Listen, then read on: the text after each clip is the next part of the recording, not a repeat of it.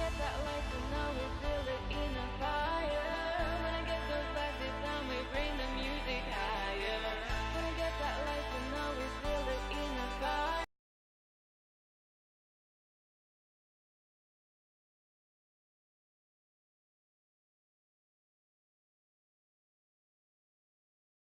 And let's make sure my mic is there. We are, okay. And Mhm. then, yeah, perfect. Boom. Sorry about the delay there, but yes, we are live. We are good to go. Booyah. Yeah, awesome. Just quickly, before we get into it, for those that don't know, next Sunday at it's either 6 or 7. I'm not 100% certain which one it is. You can tell how much prepping I've done. But yeah, next Sunday, 6 or 7 p.m. Central Time is going to be George. And then the following week, I haven't set an exact date yet, I don't believe, but we're going to have Morton on. So yeah, it's going to be pretty cool. Did you know about that we're having Morton on? Did he talk to you? No, I actually didn't, and I was thinking that he should. Yeah. So that will be great. I will be looking forward to that one. Yeah. So do you talk to him often, or like? Not to. I know we got a boatload of questions, and this ain't even one of them, and I'm already going off course. But oh, no worries. We can talk about anything. With Morton, we've been talking online since for let's say 10 years, and I found him on the THMods forum, and then let's see, we exchanged each other's MSN addresses, and we just started talking about ideas for more THPS mods in the game and itself, the series, and everything. And yeah, we talk pretty frequently on Discord now because nobody's really using MSN anymore. yeah, MSN's definitely a thing of the past. Did you ever have Xfire back in the day? Did have Xfire. Yeah. I didn't have a great computer, so I didn't really use it for any games. But I had a lot of online friends that used it, so that was the precursor to MSN in a way for me. But yeah, Yeah. Okay. I don't know if there was always that message sound where it was like a electronic sound and like and sometimes I'd just have my computer on late at night and I'd be sleeping or half awake, and then you just hear that sound at like 4 in the morning. That would always startle me a little bit. Yeah. Well, cool. So this one's a little unconventional since you're a dev of the game and whatnot. But as I had said earlier when we were talking about the questions, I'll still ask you the general questions that I ask. And if none of them like apply or one of them doesn't apply, you can just say, just whatever. It just doesn't make sense to answer it because I have no idea of your background in this game, how long you've been playing and all that stuff. So let's just kind of start with that. When did you start playing THPS and which game? Yeah. So I remember going to Blockbuster with my brother, and we heard just a lot from his friends about maybe the first game, and like the second game was about to be released on PlayStation, but we just had the N64, so we rented the first one, and I just thought it had like I just thought it was an awesome game. Like it just checked all the boxes. It was cool. The physics, the controls were just like really fun to learn, and the levels were just interesting. It was just a really great game, maybe on the same level as Mario 64 for me or something. I was like 8 years old, so it was great. I really love that game. I could talk more about each game if you're interested, or if you have another question lined up. No, not really. I would just keep going with that. We can go. I mean, we got plenty of time. As long as you're not on time crunch, you may as well thicken these out a little bit. Yeah. Yeah. Okay. Yeah. So let's see. We didn't end up getting it for N64, but my brother played GTA 2 on that same friend's PlayStation, and then the Dreamcast came out, and we got that for Christmas. And let's see, I think we like pooled our money together to get Pro Skater 2 for Dreamcast, and you know, everybody knows that's like a great version of the game. Like it looks great and everything. We played like the fuck out of that. Whenever like the other person wasn't there, we'd take turns doing career mode, and then when we were together, we'd do 2-player, all the game modes, free skate, exploring all the levels, and then I remember he kind of liked to play with cheats on, and then I could go either way, like cheats on or off, like perfect balance and stuff. And then I kind of started to lean towards like perfect balance not being on because I wanted more of a challenge. But I don't know, just a great game and the music and everything. And then the PS2 was about to come out, and the well, let's say the PS2 did come out, and then with the third game, I was like really hoping it would come out on Dreamcast, like, which I think is really funny. Just because I wanted to play it so badly. You think the Dreamcast could have handled it? I think that if there were adjustments to like limits on a lot of the resource demanding things, let's say that, then it's possible. I think that THPS3 can run on some pretty low end PCs, because the PC I had at the time was some like workstation Dell that I had, and it ran the demo with like fog and, you know, the lowest resolution and everything. So I really think it would be a thing, but you know, that system was done for as soon as the PS2 came out. Just no excitement for it anymore. So that's what I have to say about that. Yeah. And to keep going before I go on any more long tangents about the same game. Let's see. I was hoping for like an expansion pack for 2. I had like some crazy, you know, ideas or something just so I could play the damn game. Then I just remember like a friend on the bus, like I was like in like 3rd grade or 4th grade at this time, and was definitely like a little bit of a richer kid. Like, I mean, for what it's worth, like he convinced his parents to get him a PS2 for his an early Christmas present for his February birthday, for Christmas like that year or something. Like I don't know. That's a whole other level for me. Yeah. Right. And he got THPS3, and I came over, and he didn't really do any of the career mode. He just immediately put in all the cheats to unlock everything. Was playing, you know, as Darth Maul with moon gravity on, and then I kind of like played the game at his house every day for a couple weeks, and we like explored most of the game in 2-player, and like took turns doing career mode and everything. And then like it was, I think this is pretty funny, just one day he just happened to have Dave Mirra Freestyle BMX 2, and I was even excited for that because I was like, I played the first one on Dreamcast like a lot, like that was because you know, it's very similar to THPS, and despite being like maybe a little buggy and everything, it's the same kind of gameplay, and you know, I think it's a good game. The flare, yo.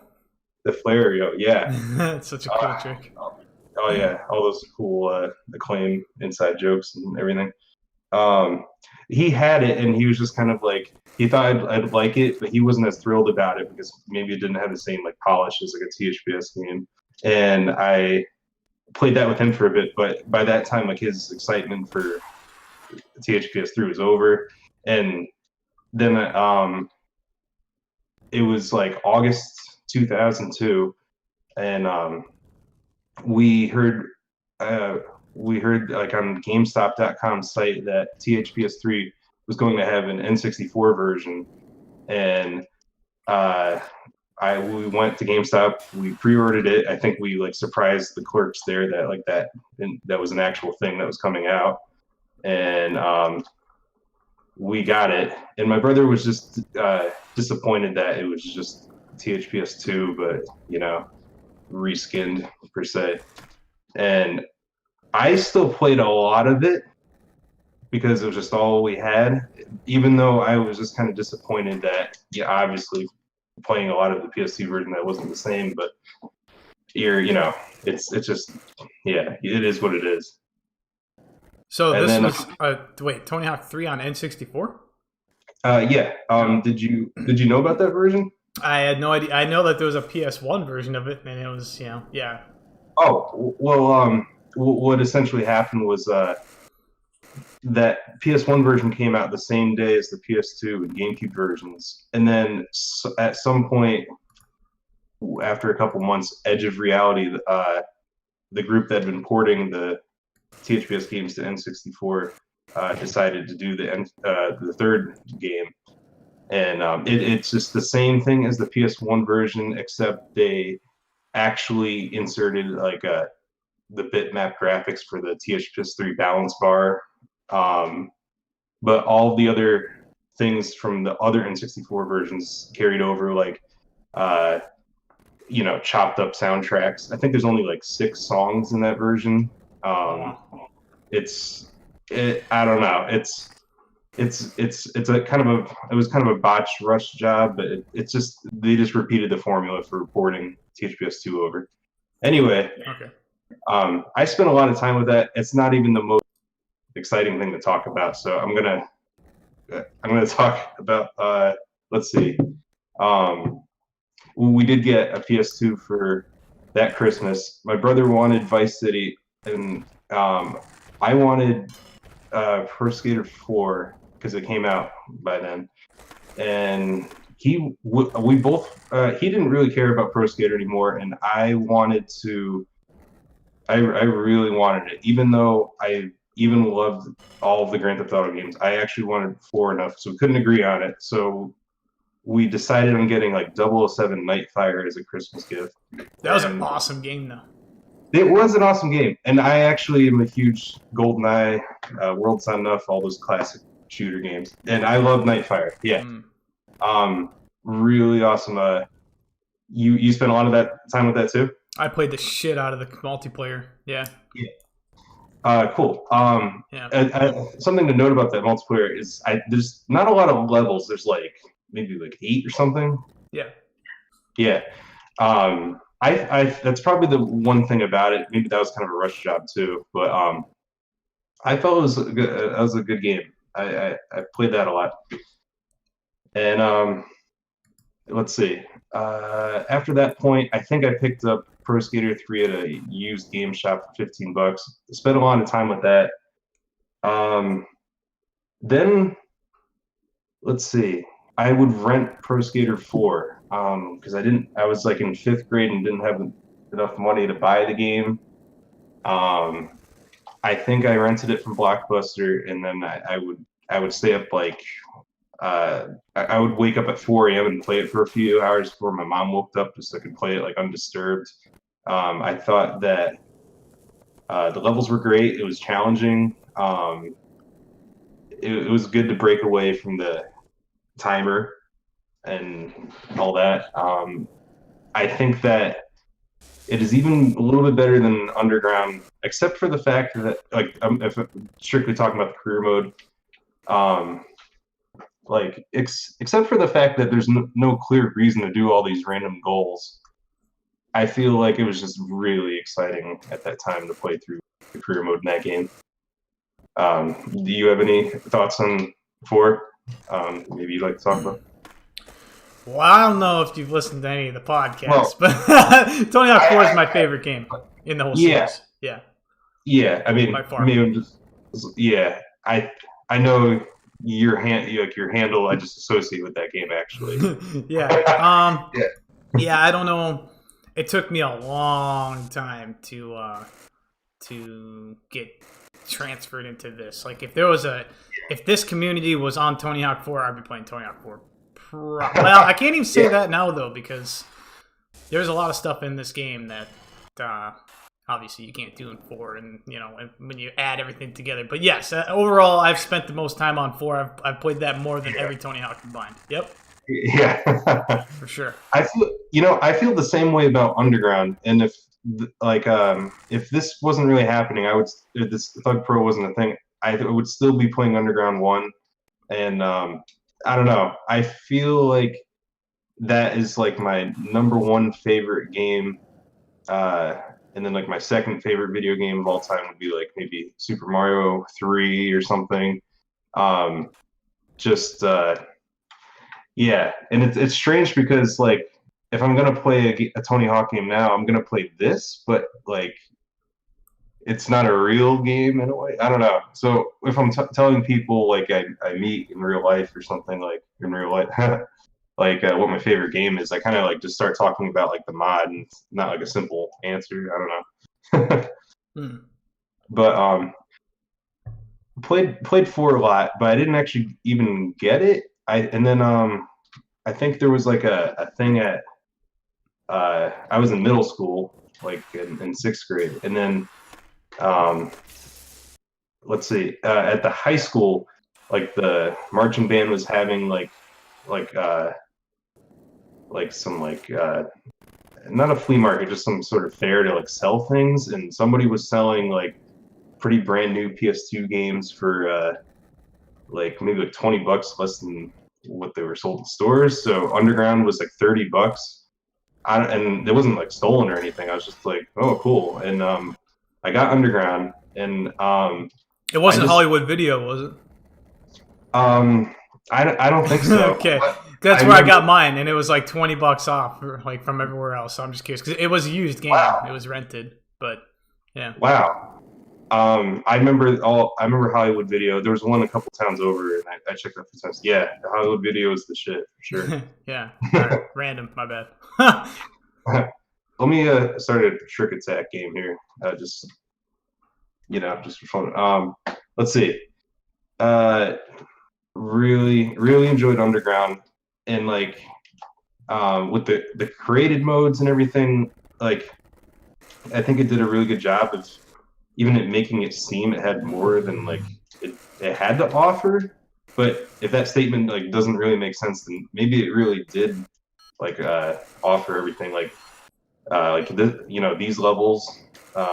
There's no question that Manhattan is one of the favorites for many. And like I spent a lot of time checking out the created park. I liked like making clones of cities and areas that I knew. The story mode, I thought with my 12-year-old mind that even the story mode was like a little short or something.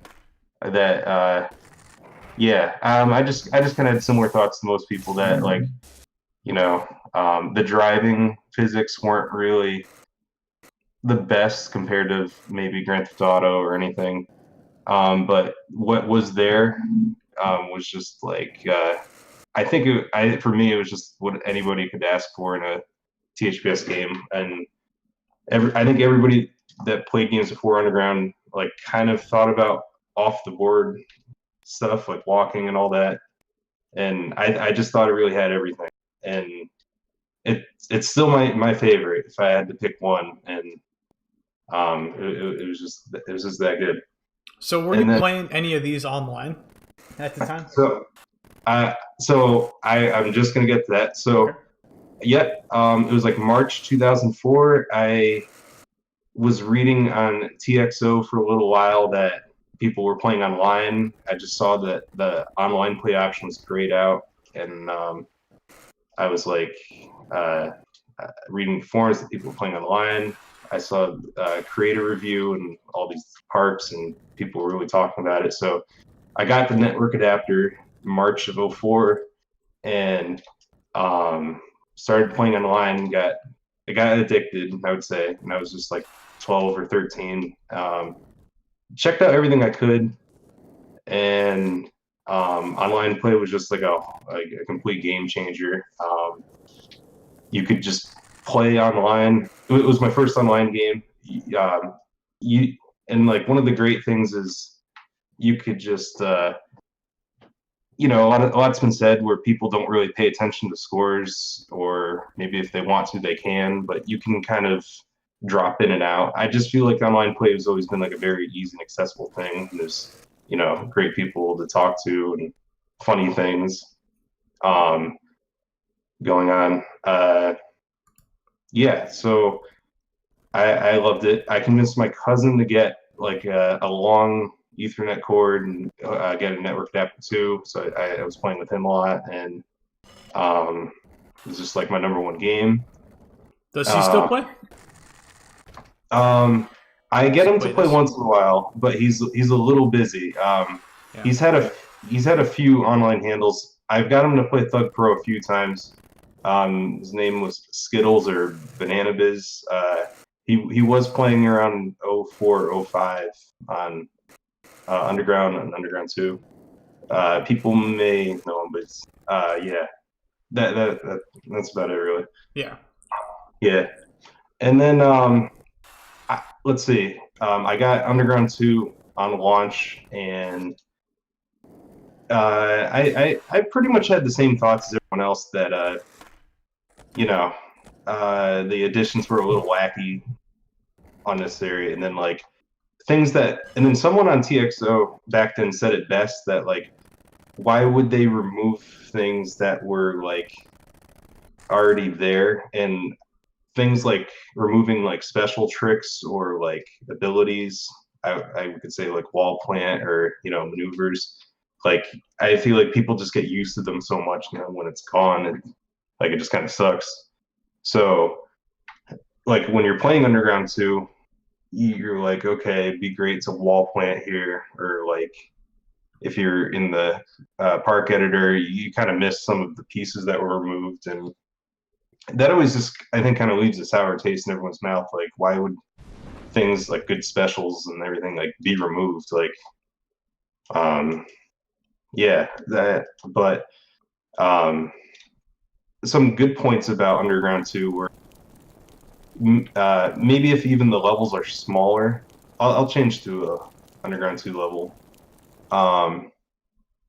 I think Morton said it best when I was talking to him about Underground 2 levels. The levels like could be like smaller in size, but they are like really well designed. Like there's more like rooftop areas like in this level that you can kind of use. I think they did a good job with the Underground 2 levels. And it doesn't really feel like a rushed game or anything. Just the additions are kind of wacky. But I think people were complaining that Underground 1 looked a little like dull with colors or something, so they kind of decided on brighter, like Jackass style stuff, design choice. But no real complaints for me on Underground 2. Still spent a lot of time with it. Yeah. What else could I say? Oh, I actually was kind of disappointed that like Underground 1's driving was removed for some reason. It was one of those things that was removed just because, but it's a whatever thing. Sure. So I would say from this point, there's not really too much for me to say about the subsequent games. Just with American Wasteland, I think I was a little disappointed. I got that in launch, and the story mode just kind of like limits your abilities in the beginning. So it's just kind of like, okay, gonna play through all this, and then meanwhile on AIM, I was getting requests from friends to like immediately go online. So you go online and you have like a low stat skater, and you couldn't do much. And if you're host, you didn't really want to host, so because you didn't have like levels unlocked. So it's just pretty much the first person to either get all the levels unlocked or maybe have like a Game Shark to do it, like made it more enjoyable. And then I kind of thought they were the cool hosts or something. Yeah. Could you download skaters on that one? Yep. The PS2 version did have the same like vault system that the second and first Underground games did. So when you joined, whoever beat it first and uploaded that character, you could just download that and you'd be good to go, or does that not apply to like unlocks? it actually would, but then I would feel like I didn't earn the level or something. But I think I did. Yeah. And soon enough, somebody did upload like a debug menu unlocked skater, which is kind of cool. You could toggle the BMX bike online or whatever, and just like fool around and everything. Yep. All that was cool to check out, but was kind of disappointed that Wasteland felt like was maybe less enthusiastic or watered down. Was kind of bothered that create a goal was removed. Um, other than that, and I think everybody kind of the story mode loading uh, thing was just kind of like a gimmick. Yeah, like it was just kind of like yeah. So I did play like I kind of went back to playing Underground 1 a lot, and the levels in Wasteland are like really good. I think Morton did say that was like one of its best points. Like some of the best levels in that game for me would be like Beverly Hills, Downtown, East LA, um, Santa Monica. Like those are all solid, and no real arguments from anybody there on that. And then going from there, I didn't really get a Xbox 360 or PS3, so I got like the Shaba Xbox version of Project 8, and really underwhelming experience with like a botched American Wasteland physics, and a lot of cutbacks and things, and that really isn't a great version of any it's not a great Tony Hawk game, the Shaba version, but you could say the levels kind of done well, maybe. It's okay. I like bugged the hell out of my friend that had a 360 to download the Project 8 demo. I think I made an underage Xbox, under 18 Xbox Live account just so we could rush download the demo, and it meant he couldn't get the Lancer for Gears or something, Gears of War. So he was pissed at me a little while that ruined his account or something, but some stupid story. But I this is probably the end of the timeline for me. It's just based with the games that the 360 and PS3 games, Project 8 and Proving Ground, they're fun to play and they're good games, but maybe not the best Tony Hawk games. And that's something I did talk about with Morton. They're done well, but similar things the physics are just kind of different, and there's cutbacks to the experience. I did play Proving Ground even more than Project 8, but people always kind of have something to say about them. They look like nice games and everything, but I don't know. I think when there was something so good like the 3, 4, and Underground, that it was just kind of hard for those games to get on that level. And we all kind of know Neversoft kind of had other projects at that time. But yeah, I think that's it for those games, for my opinions of those games and everything, and that my favorites and everything. Yeah. All right. Mm-hmm. Do you follow the improv community at all? I do not. Okay. I wouldn't say do, but sometimes I get word of what's going on in the improv community, in some chats and things, the basic feel of what people have come up with and everything. And I do watch videos that people put up. Oh, you do watch videos. Cool. So Yeah. Based on the videos, do you have any favorite videos or favorite, let's just start with favorite videos that entertain you? Let's see. It can be recent, it can be old. As you've grown with the series, you can start further back to current, however you want. Okay, good. Yeah, that does narrow things down for me a little bit. There's a lot of great ones, and the ones that are well, let's start with this. it's other people on the podcast have said Andy THPS's project 2 or just like really creative and everything. Like who would have thought doing like the boomerang manual and bailing and passing the board could like pose for like a like a recreation of the right stuff. I thought that was like just so cool.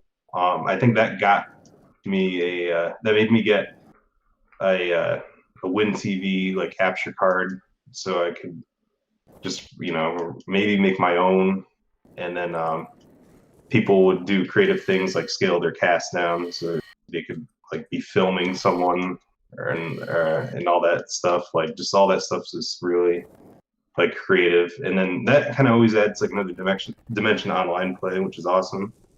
For more videos, I thought the Chattiest and Magic Boy Thug 2 video was really cool. Not sure if you've seen that.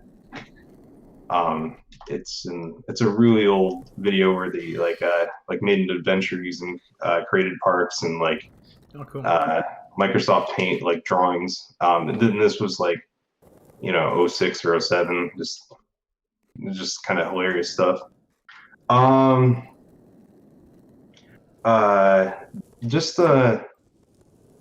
And then let's see. I never really followed like too much other stuff, but it was always interesting when like someone came up with a technique and put that online. Just and then doing the same moves like I would kind of try to do the same thing after like creative wall plants and angles and learning about butt slaps and boost plants maybe like just about 10 years ago. Just kind of expands the game on levels that you didn't really think about. But not too much else to say.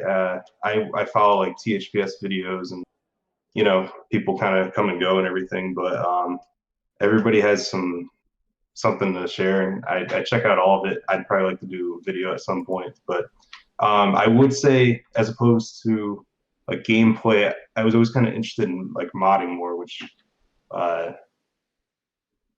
just was kind of more my thing. Yeah, and obviously we're gonna get into that. I just got a couple more, and then we'll get into the modding. Sure. So you don't really do improv. You don't really do transfers. I'm assuming that's just not your jam. What do you like to do when you're online? Or do you always just play offline since you're a dev and everything? Do you ever even go online? I don't think I've ever seen you on here. My life has changed a little bit, and I've like moved out, and it's been a crazy ride so far. But oh, congrats though! You got an apartment or a house? An apartment. Yep. Yeah. You just on your own? My apartment is a little bit of a flop house, and I do have like some friends that just kind of crash and things. Okay. So I'm officially on my own, like living by myself. But I always have people coming by, and they're always bothering me for like some I don't know, to chill and stuff. So yeah.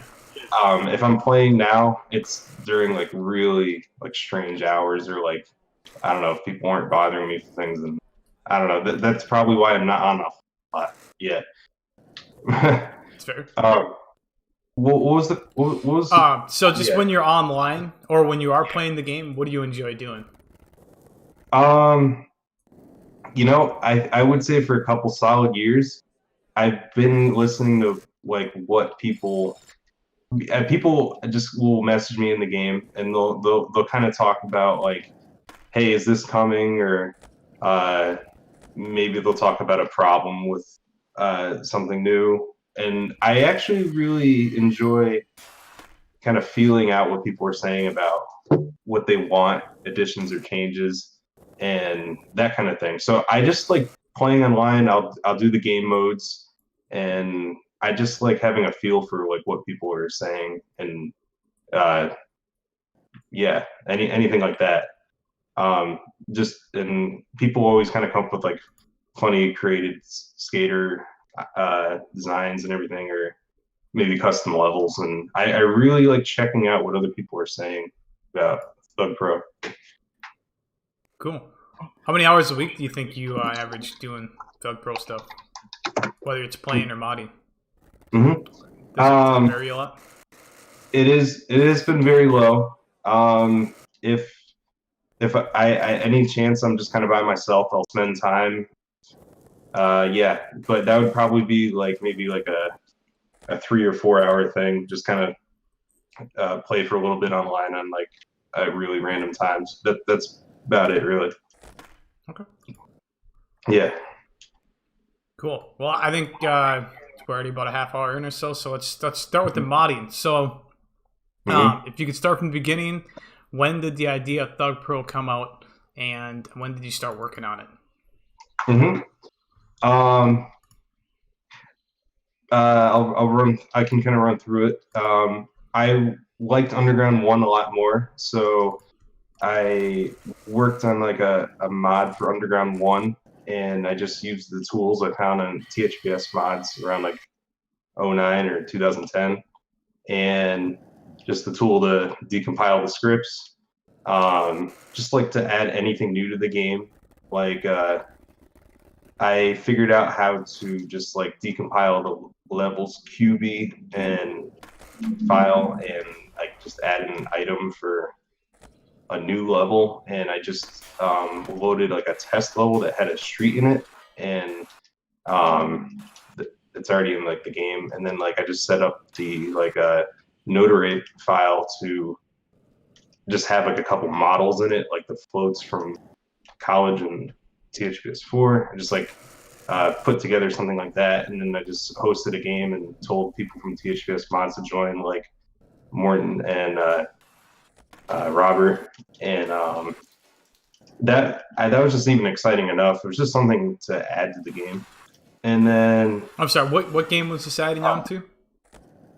Underground 1. It was like a mod for Underground 1, and it added like a small level, and it had a thing where if you pressed like L1, it opened up like a menu so you could select animations for your skater to dance or something. And people already did that for Underground 2, essentially, and like restored the driving aspect. But a lot of people already did all you could do with Underground 2 with just some script mods and everything. And then I started messaging Morton on like a frequent basis around that time, and he let's see, researched like the model format.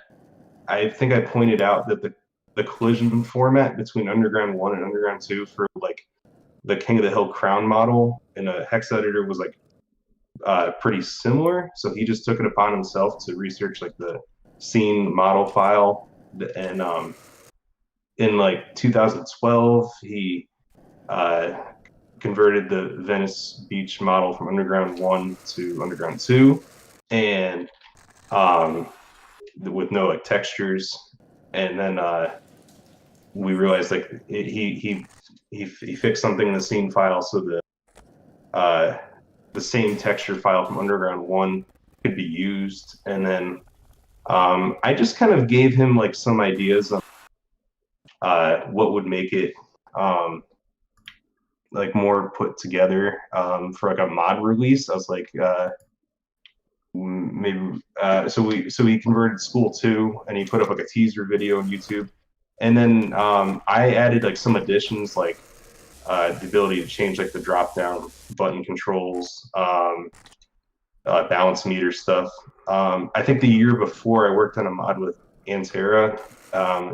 His name is Kevin, and we like made like a driving mod for Underground 2. Yeah, this is coming back to me now, and you could see like other people's cars online and everything. So I was kind of like using things from that, and we put it together. And then that mod with the 2 THPS2 levels was released in 2012, and there's a little bit of conflict if you didn't have the mod, and then like you just joined the game with a regular Underground 2 installation, that you'd like freeze or something. So it was kind of like we should get people to like download the mod and get it more well known. and we had a later version where we had all of the underground levels converted, and um, we spread it to a few people to play online and test, and then it got leaked, and at that point we kind of had the first release of THUGPro like officially in August 2013, and it went over really well despite a lot of crashes and bugs. It was pretty cool. So we stop you just for a second. So you had said you really liked Underground, and that at the time Thug 2 already had a lot of scripts and seemed like it was pretty much done for in terms of script. What was the reason for continuing all the mods on Thug 2 versus doing it all on Thug 1? The answer to that question is really two things, and the first one being Underground 1 was a little weird to install and get running, and it was because at that time 10 years ago there wasn't a no CD patch, and that was because of the fact that the game was only released in Australia, and people just didn't really go on it to play online. Oh, and then the main reason was there wasn't really like a way to change your serial key to play online. So if you hosted a game, people couldn't really join. There's like not a lot of time was spent on it by anybody to check out. So nobody really played Underground 1 online. Yeah. Yeah. That makes sense. Yep. I was on a couple forums back in the day, and someone had posted to look at what I found, and no one even like on that forum, they had no idea Thug PC was even a thing. And they thought like maybe it was even not legit, but obviously it was legit. Someone had like the actual DVD of it and everything. Yeah, so like no one had even seen it. So it makes sense that it was just a super rare thing. Yeah. Yeah, I might have seen that same topic. I think that was an amazing thing. Yeah. Yeah. And we've all kind of heard at some point that port is a little weird. There's that glitch where if you go off a ledge, you can kind of warp to the bottom. I don't know. So it's not really accessible for people right now either. But yeah, I think KSK is doing a good job with Underground Plus. I think that is a great way to play that game with a few adjustments and everything. Yeah. Yeah. For sure. Yeah. Big shout out to him on that. What else? Yeah. So maybe to talk about more THUGPro development things. Yeah. So like, what was the name THUGPro based off of? Like, who named it that? And like, why? Why was it THUGPro? I guess. Yeah. I had I was text messaging Morton and Skype, and we needed a name, and there was a couple things like just kind of tossed around. One of them was Tony Hawk Online, and he had like a video on YouTube where he was coming up with like an experimental like menu design. I suggested THUGPro just to combine Underground and the Pro Skater games as one. That's really all it was. Oh, that's a pretty good idea. Yeah. Yeah. Didn't even think of it. Yeah, until you said it, just wouldn't even cross my mind. Yeah. Yeah. And then it stuck. I thought like Underground Pro is kind of just long, and it kind of differentiates itself from being like a full game or something. So yeah, it worked. A couple people said the name wasn't a good choice or something, and like maybe they were right or something, but either way, the name just stuck, and I don't really see it being anything else at this point. Nah, what other names were thrown out there? It's hard to remember. I don't know. Nothing is good, I guess. I really don't know. Just people adding the plus, or I don't know, something, or just rearranging the things. I don't know. Tony Hawk's Online was one of them. Yeah. Yeah. Okay. Yep. Well, Yeah. before we go on too much, I was just curious. So who was at the start of the development? Was it just you and Morton, and that was it? Oh, Or did you mention there was a couple other ones? I'm just curious. I'm just wondering, like, throughout the time that you have been modding it, have there mhm. been other people that have been a part of the project that basically aren't a part of it anymore, or is it all knowing that who they are right now? Well, the full scoop would be like Morton definitely did most of the uh, I don't know. There were the existing tools for scripts on TH mods. CHC already developed a proxy edition for Underground 2, and it is the basis for everything for THUGPro almost. At that time, like it meant you could add, you know, C sharp functions into the game by like having the game load that DLL file before loading the DirectX DLL, just by like hex editing the Underground 2 executable and making it load like a custom DLL built first using Microsoft Visual Studio. So we were able to do more changes to the to Underground 2 than just changing the script, and that would later on mean adding a lot more controls, options, and everything, and finally adding like one button spine transfer and things like that. And stuff like that was like a lot of the reason people would play on PS2 instead and not want to play on PC. The controls and everything. Yeah. But back to the people involved. We kept getting in contact with Robert, his online handle, Gone, or who else but me on some of the forums.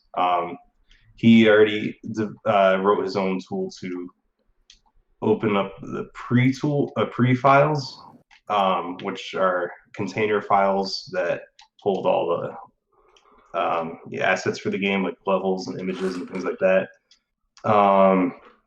And we also consulted him on like a lot of things, image type, image formats and textures and things.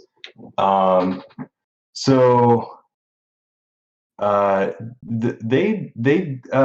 Morton kind of learned C# and did a lot of programming for the proxy, and Robert kind of knew a lot of the assets and things and wrote some of the tools I mentioned. The pre-tool, like a texture conversion tool for like wasteland levels and things, and let's see, Morton eventually wrote like a THPS3 level model conversion tool, and they did a lot of that. I kind of stuck to script changes for a while. I would kind of read the forums and get a feel for what people were saying. I kind of wanted it, and something that kind of happened was like we wanted to adjust the physics. I could say it's like Underground 1 a little bit more, just kind of the take away the restrictions on like movement, like drift during walking mode, and I think we all wanted wall plants with the tight wall plant angle. Yeah, so that's a biggie. So that's something that you implemented? Yeah. Robert was able to convert Underground 1 animations at some point, and we did that. We with Morton, we did some changes to the scripts so we could support both sticker slap and wall plant. And I do remember like adjusting the angle, and there was like a restriction in place at first where like for some reason you had like a small window to do wall plants, and that was in one of the updates, and then I noticed something. I was like, wait, this would be a lot better, and I removed it, and it was a lot better by that point. A big turning point was when Biohacker, aka Chase, we contacted him. He would kind of pop in and out for what would be a few years.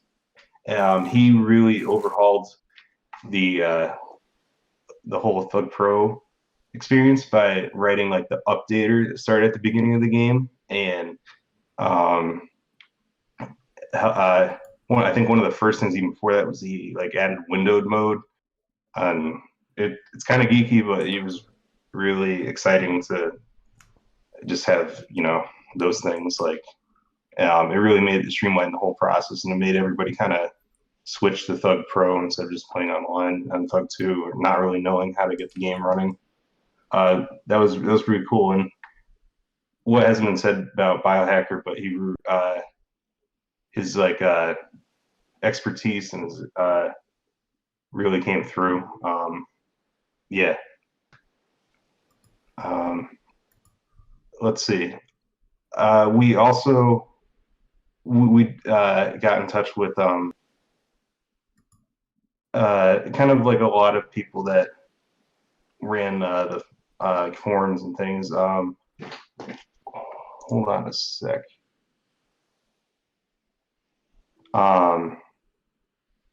We did get in touch with KSK at some point, and we're like, hey, you're doing this Thug Plus thing, and there's some stuff we can kind of swap to help your mod and everything. And he was just beginning to do some changes to the Underground 1 executable, and in his podcast he does talk about how we've helped each other out and everything.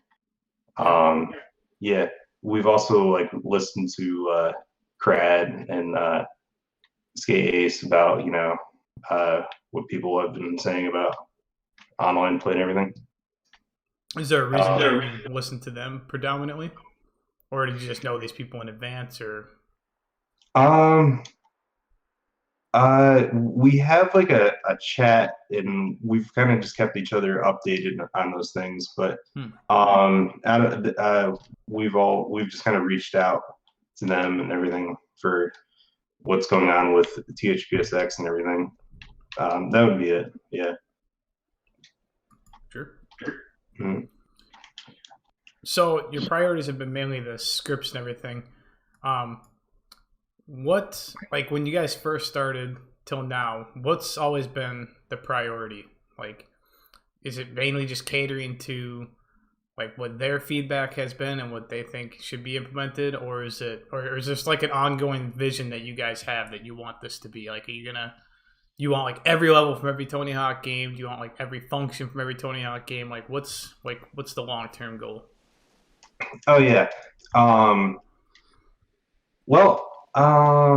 I think there's like a little bit of a balance. It's like what people have wanted, and then what we kind of had as like and like goals and things, and even the latter has like changed a little bit.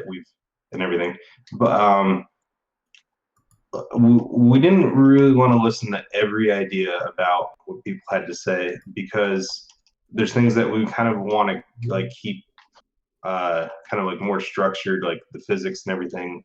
Maybe, and it's been talked about, people might want like Underground 1 or Persecutor 4 physics and everything, and then like we thought about like different like modes to toggle so the gameplay can resemble those more, like the speed of 4 or things like that.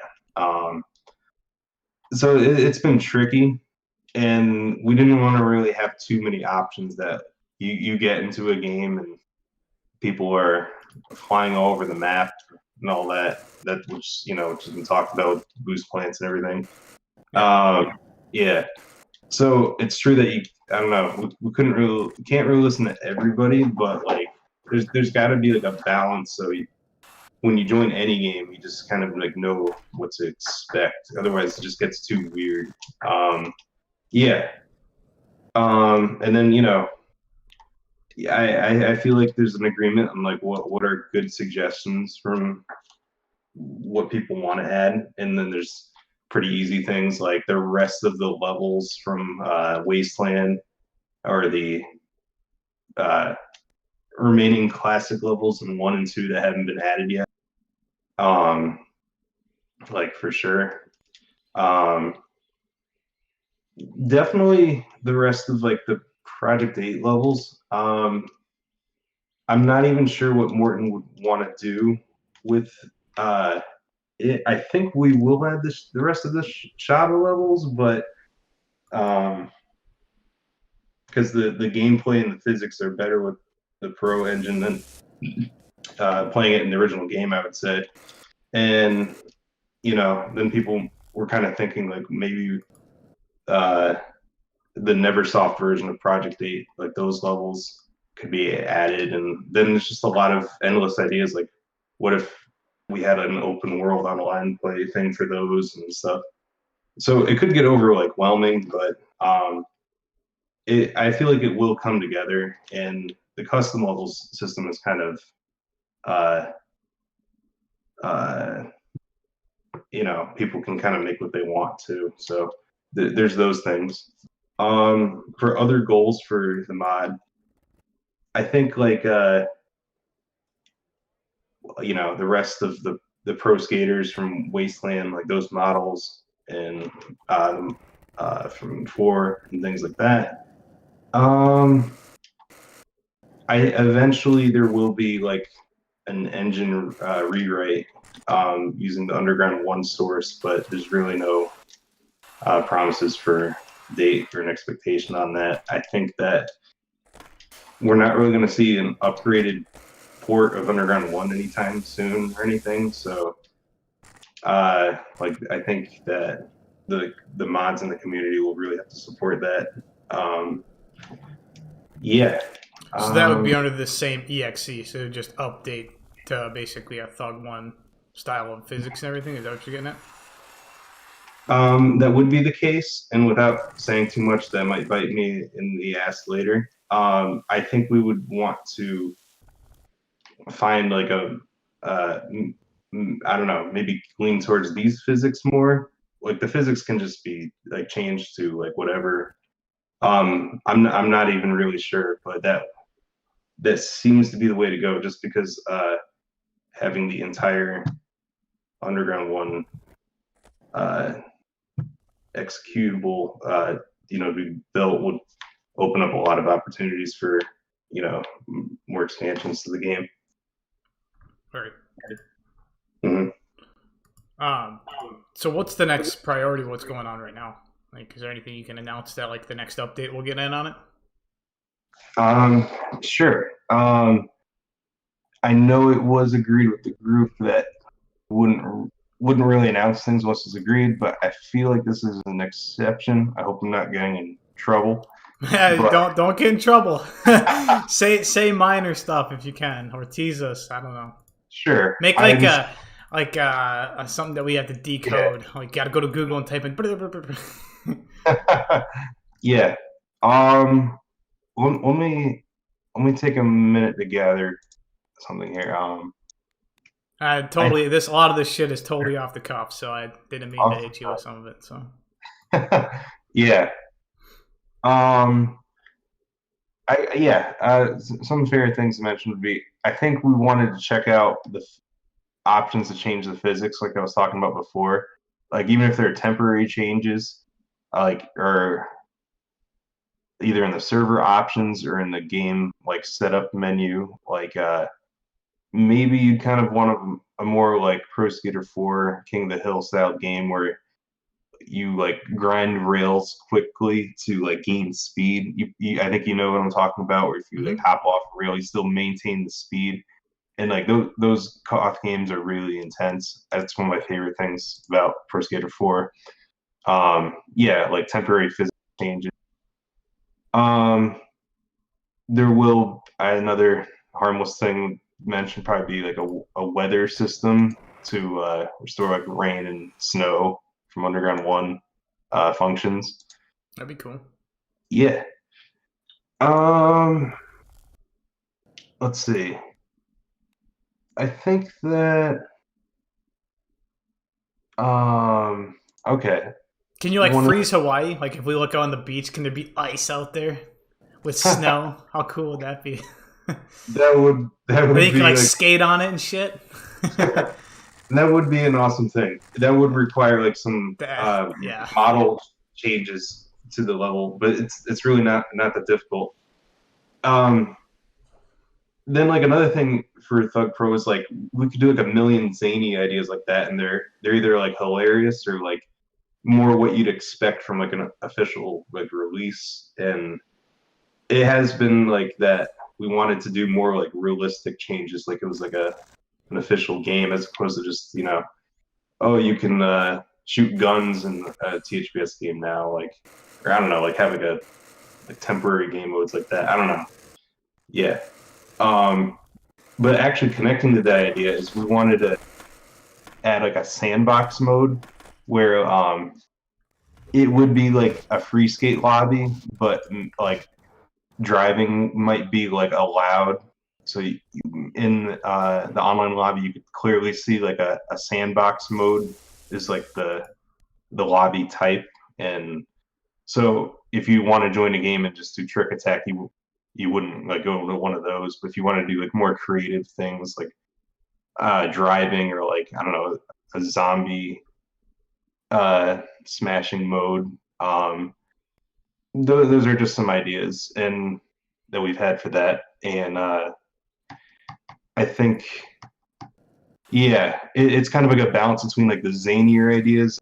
The I just want to play a normal freaking game of trick attack or etc. Yeah. Yeah. Um, yeah, I know Morton has worked on things for the engine to kind of handle like larger levels. Like I might be saying his online handle wrong. Larxian's like proving ground updates. Um, he Morton had to recently update like the executables like memory limits to support the size of the level and the probably the textures for the level.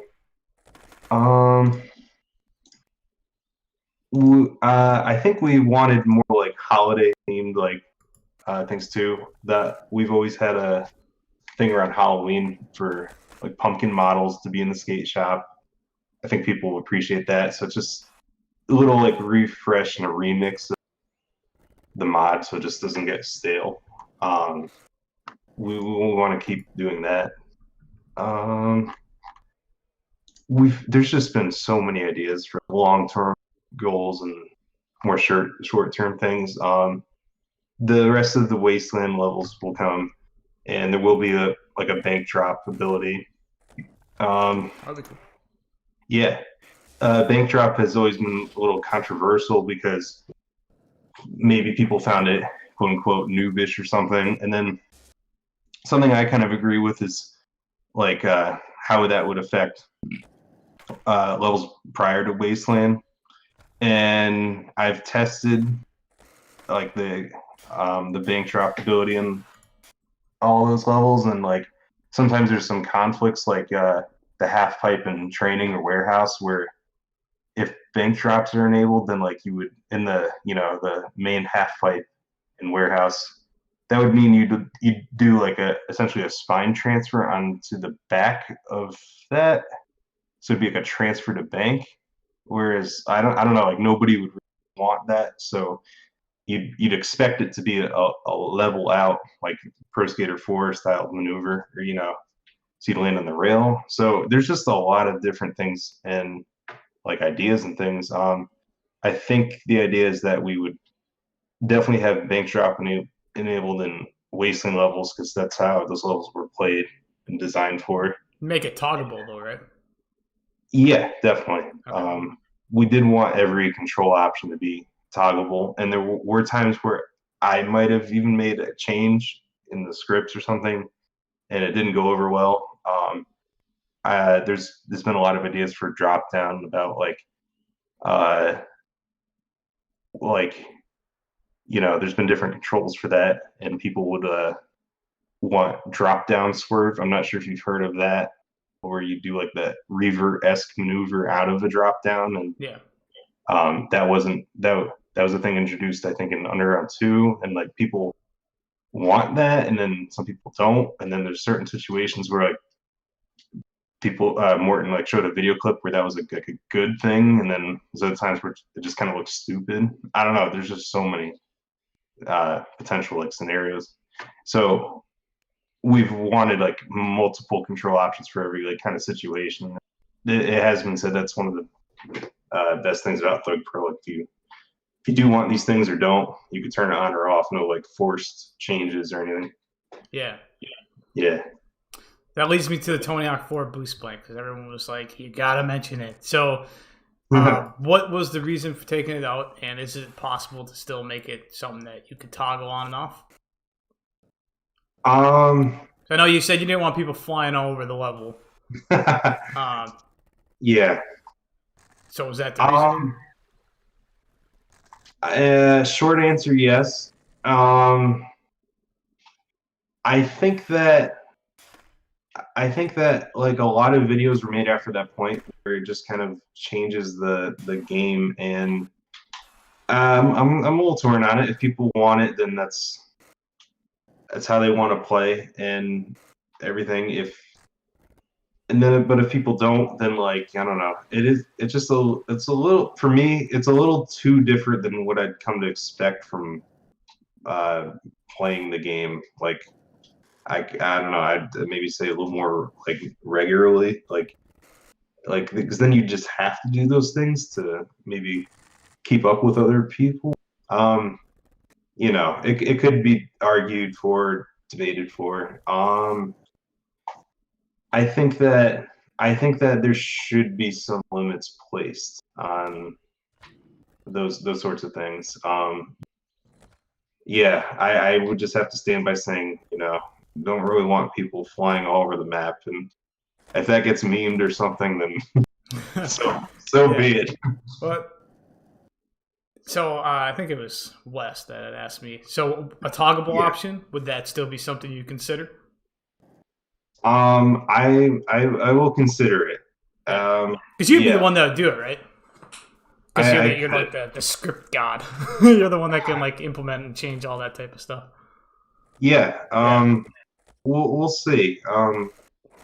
I'm leaning towards the limits and that sort of thing. We'll see. Yeah. So what do you feel about like when people just change the game back, but then like they want to play with other people, but now they can't because they can't join because like they don't allow mods in their server or something like this?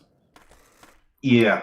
I mean, I have seen THUGPro Plus videos and everything, and I think that the allow script mods function is just really going to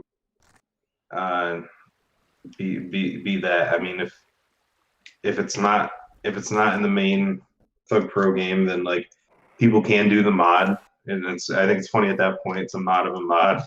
Right. Yeah. And if people want to do that, then they can. And if people don't want those people to join the game, I guess then you have to get in touch with that person and say like, or I don't know, prove it to them or something. And it's a little annoying, but I guess it just really is what it is at that point. I don't know. But I'm not mad or arguing against anybody that wants to play like that. I don't know. Yeah. That's about it. The biggest thing is, out of all the changes, the biggest guff that you've gotten so far has been the Tony Hawk 4 boost plan. Yeah. I think. Well, maybe there's been more. I haven't been around long enough to actually say that. But as far as the people that I've talked to, that's been the biggest one. And it just seems like they're the most overwhelmingly in favor of having at least a toggleable option. Because like right now it's based off of like Thug Ones. Yes. Okay. That is correct. And before it was just based off of Tony Hawk 4s. That's what it was. Okay. Yeah. I know when Morton does his podcast, he probably would have some ideas on it, and that'd be something to bring up with him too.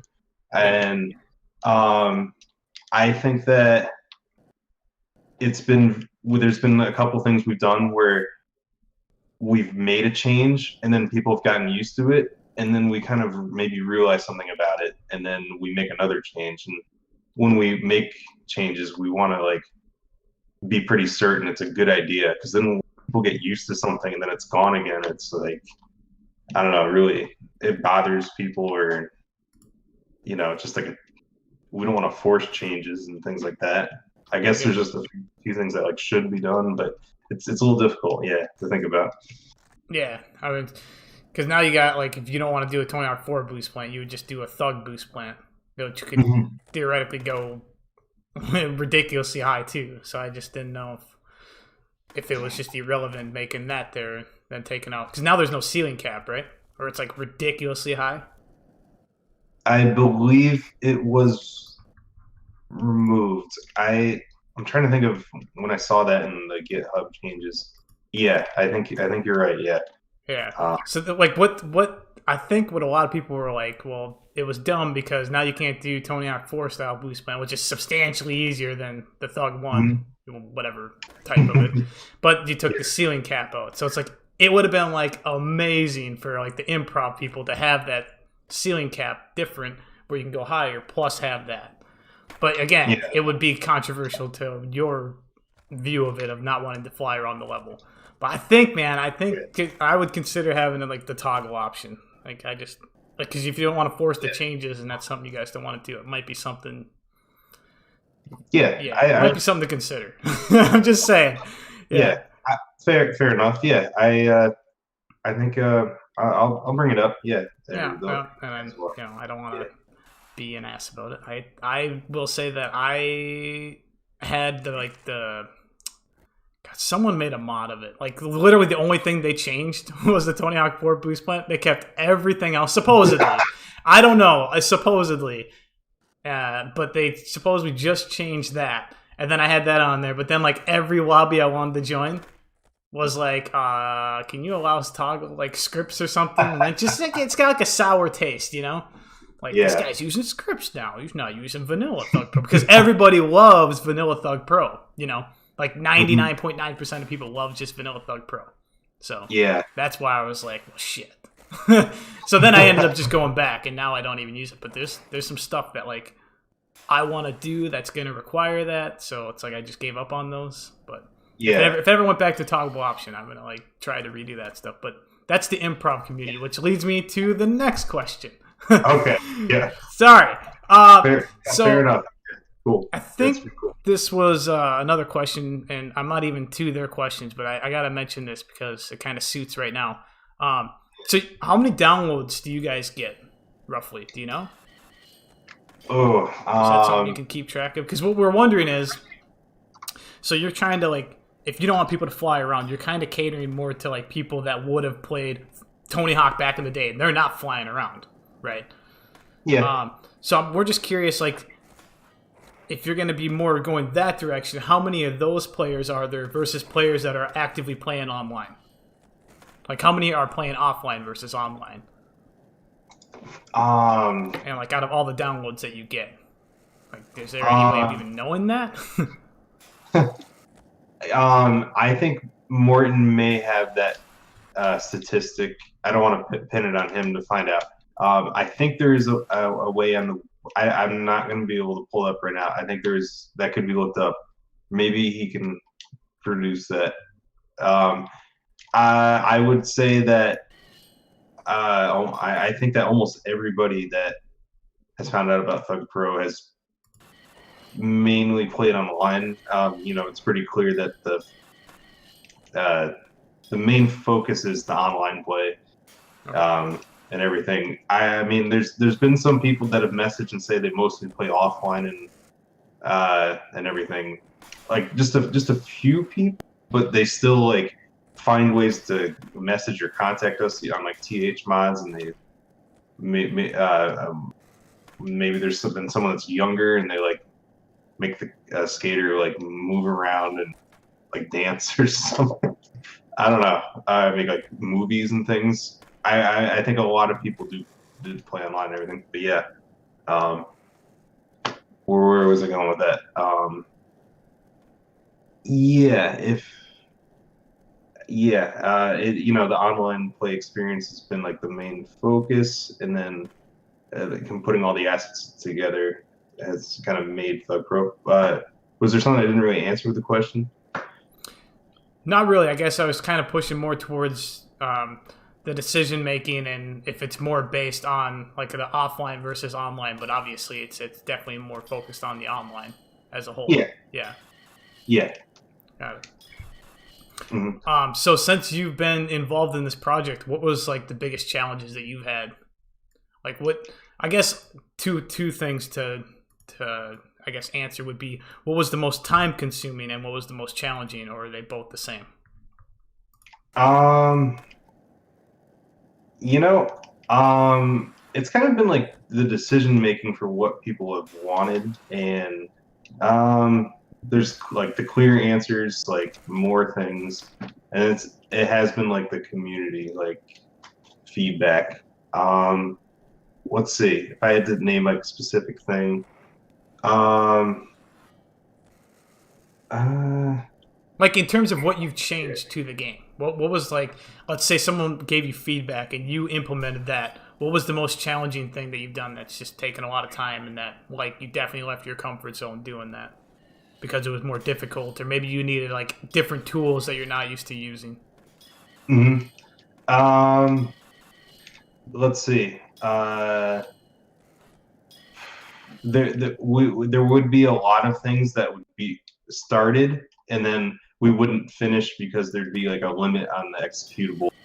Um, one of the things that's been talked about in Discord or online until very recently was the position limit, where uh, the online uh, messaging system, which is like how the game communicates to the clients between the server and all the other clients, for like the mall level, where if you were outside a certain position, like away from the origin of the world, that you wouldn't be able to see the other players, or it would report like the incorrect position, so to speak. So we weren't able to bring the mall level over for a while from Wasteland, and then Morton did patch that in the executable, that and so we can support like bigger levels and everything, which is pretty cool. What else? Uh, other things. There's been things like converted animations that kind of have like issues and things. Robert has kind of done more of that. Um, there's just been a lot of things that have cropped up, and just like one small thing that kind of prohibits us from like releasing like something like a level or a file or something. Yeah, yeah, I would leave it at that. Okay. Fair. Mhm. Um, what was the reactions like when you guys finally got the game up and running? Like, how many players were there when the initial mod came out? Um, uh, that would be 2013 and like the fall. We had like some posts on a couple of the forums, like Fun Online and TH Mods and THPS Mods. I'm not sure if I'm forgetting others, but it was like, hey, we have this thing, check it out now. And then everybody that downloaded it, they were like, whoa, new levels and all that kind of reaction. For people playing online, it was crazy because a lot of people were playing in a lot more servers than just Underground 2 servers prior to that, because of yeah, and but there were a lot of posts about crashes and problems and things at that point, and we would kind of make updates with like zip files, and maybe people wouldn't download them right away, and things like that. So there were, you know, a lot of lobbies and things. Maybe let's just say there were like, you know, 20 lobbies during like a peak time, and then, you know, maybe 10 when it was a little different. Yeah, there were a lot of crashes and posts from people though. Yeah. So it hasn't really changed too much in terms of player base. Like, I mean, it seems like it's been pretty consistent then. I would agree with that. And then to add to that, there has always been people coming back when we do an update, and we kind of have like to get people excited for updates by having like a level added or like features added. And one of the biggest things was when we decided to have all of the converted Pro Skater 3 levels added at once, and that was like December 2015. I made like a small like trailer and put it on my YouTube channel, and like just tried to get people excited to see the reaction. And people just talked about that for a while because they just saw the levels and the menu for 3 like grayed out, and then it's like, yep, they're all here. And people seem to really be fond of that exact update. They were like, that was the most exciting time, just a bunch of levels added. People came like kind of back to play that, and that's been happening since. It just kind of, whenever new stuff's added, it's just more exciting. It's just kind of refreshing to play again, I guess. Yeah. Did you mod games before this? I don't think. I don't really think so. I would just for maybe like NES and Super NES ROMs. Been playing a lot of those games since I was a kid growing up, and I've had the same kind of mentality or attitude that like I played this game so many times, like Super Mario World or something, but it needs to have like a little bit of like a remix or something, like something refreshing. So I'd use like ROM editors to make my own like levels or things like that. I would check out other people's mods for like some games. Something I still kind of check out is maybe Roller Coaster Tycoon. If you played that at some point, Open RCT is something I check out. Yeah, nothing too much else.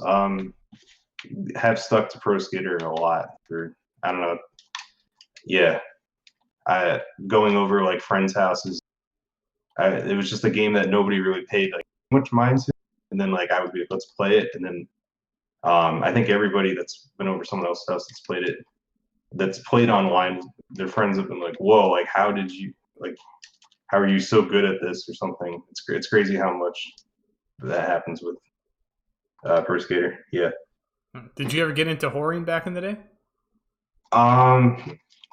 Not really. If like someone, I did that for like maybe training on Underground 2 a little bit, or when I started trying to make videos, I was like, yeah, just want to find some maneuver that I can just kind of, whoa, look, I'm really good at and stuff. But I don't know, like the excitement didn't really last long for something like that. Yeah.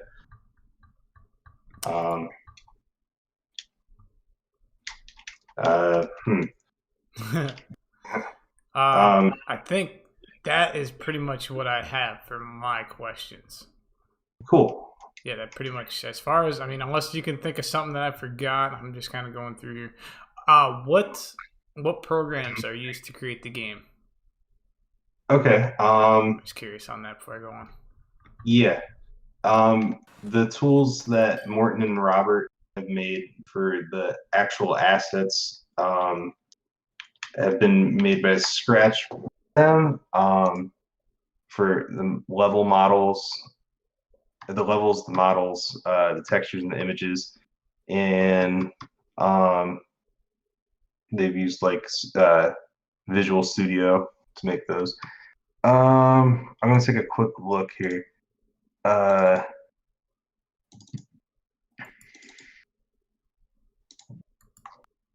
One moment.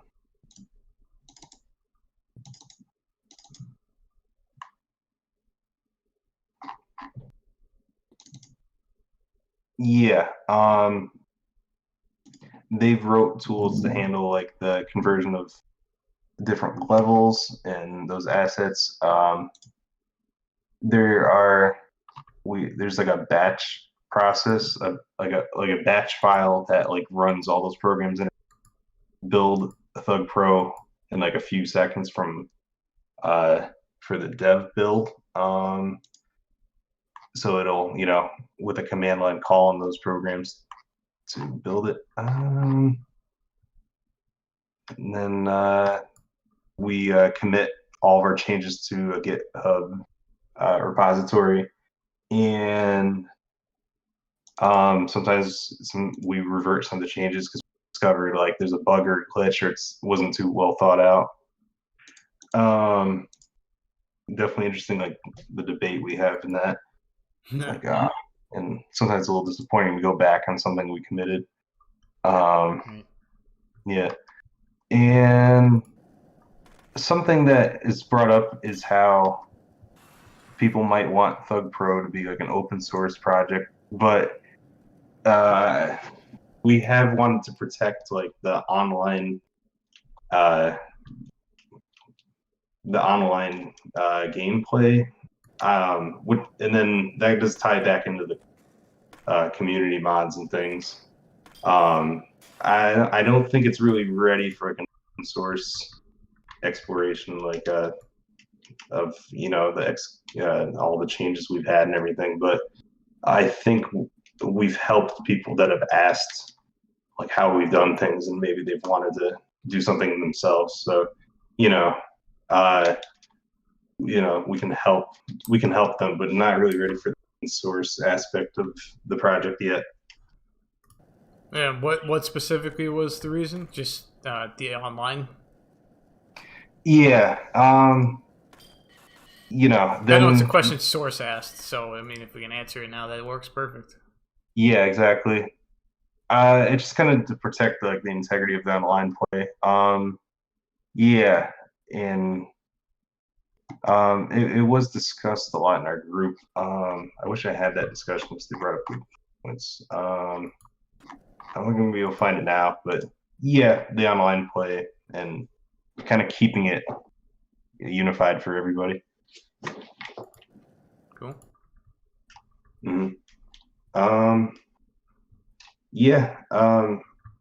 Just to kind of reiterate, I've always just kind of enjoyed the gameplay. I just think it's really unique and not something you find with any other game that's coming out, and just the amount of depth in the game is still kind of amazing. Designing levels and things, and the THUGPro, we just really wanted to put all of it together. Yeah, I definitely see it as something that I'll keep playing. So you're not getting burnt out from doing the modding or anything? You think it's just something you'll keep doing? You're like what? You're like basically the same age as me, 29, 30? 27. 27. Jesus. Yeah, I'm old as fuck. I'm a super old guy. Wait till you hit 30, you're like, Yeah, it's been a good run so far, but every year is something different. Yeah. Wait till you're like lifting something, and then all of a sudden you hear pops and crackles. That's the worst. Oh, I lifted up like a battery a few years ago, and that did happen. So that is, that is the worst. Yeah. Mm. I wanna ask some of these questions that these people asked me in advance, because we're already at about an hour and a half in. Yep. And I just want to I want to for sure get these ones, because I don't know if we'll have time to do if you want to do Q&A into Twitch, we should have time, but just as a safeguard, I'll ask you these real quick. Okay. Yeah. So this one's from Orb. I know I had mentioned this already. Is there plans to fix Shipyard? I guess when you change out of Shipyard, it crashes quite often. Yeah. I actually asked the dev group about that, and I mean that should be fixed. The response I got from the other guys was Robert said it's had some sort of issue for a long time now, and he remembers looking into it when it was discussed, but it was years ago, and it's probably the same issue that Orb brought up. And then Skate Ace said it was even crashy on THPS. I don't think anyone has found out why yet. Yeah, it was definitely crashy on Tony Hawk 4. Yeah.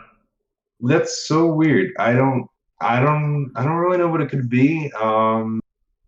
maybe the level uses like models or something that caused the crash, and like the level cleanup when it's getting changed to another level is kind of like I don't know, causing an issue. That should be fixed. Something that I'd mentioned is we wanted to kind of like update our Pro Skater 4 and Underground 1 levels with like the right skyboxes and maybe bringing over the actual like pedestrians and things. So I think those levels deserve a little bit of an update, and we want to fix that particular shipyard issue. It's worth it. Another interesting thing to say about the Pro Skater 4 levels is that like the collision file from the actual game has like I forgot the actual terminology, but like the shadow on the skater is actually reflective of your like position in the map for that game. So like if you're in a dark area, your skater will darken and things. And when we batch converted those levels over, we just used like some random values. So we're gonna update the collision files for those levels and have that be like the original. So those levels will be getting like some better treatment soon in an update. I forgot to mention that. Yeah. Cool. Very nice. Yeah. This one's from Azurith. I think I'm saying the name right. What's the current max size for level before the observe thing happens on the most recent THUGPro compared to how it was when custom levels were first added? There was that flag for levels that can be enabled in custom levels now, and it will be bigger. I'm not gonna find out the exact position right now, but there can be like a Blender file where the grid for Blender can reflect that. I'm not sure how many units, but it's either like double or quadruple in size. Yeah. No, so substantially bigger. Substantially bigger. Yeah. Cool. Big Up Biz, when can we expect next gen versions of P8/PG levels?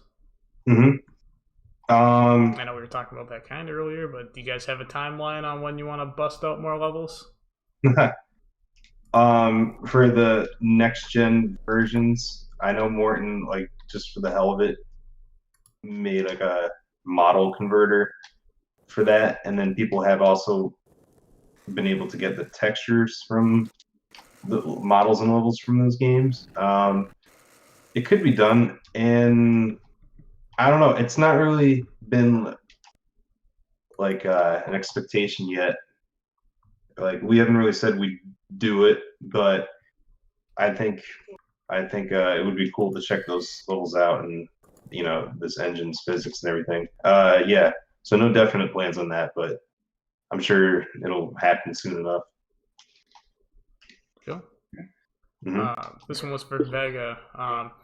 Kind of answered it, but I don't know for sure if you elaborated too much, but how did you guys get together to start developing THUGPro? So did you already know Morton in advance, or was this something forums based? I pretty much kept bothering him on TH Mods 10 years ago for help with script mods, and then we would just have Skype chats where we talk about ideas for things, and we kind of made that first THUGPro release. The one before it was even THUGPro, it was just a mod in 2012, then 2013. And then we contacted Robert for additional help on things he knew about, and kind of asked around for other people's ideas and things. Got in touch with Chase. Also got in touch with LED infrared. Also LED. He kind of just. I felt like he had a good idea on what to expect from playing like every version of THPS, and then like interesting things like beta versions. So we kind of just like checked things through everybody, like, okay, like this would be cool and things. So those people and everything, yeah. So those are the people, and those are the kind of the years it started. Cool. Hmm.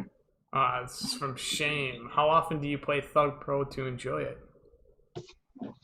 One of my favorite things is just hooking it up to my HD TV in the other room and just chilling out with the like wireless Xbox One controller and saying what's up to people. Maybe going on Discord first and seeing like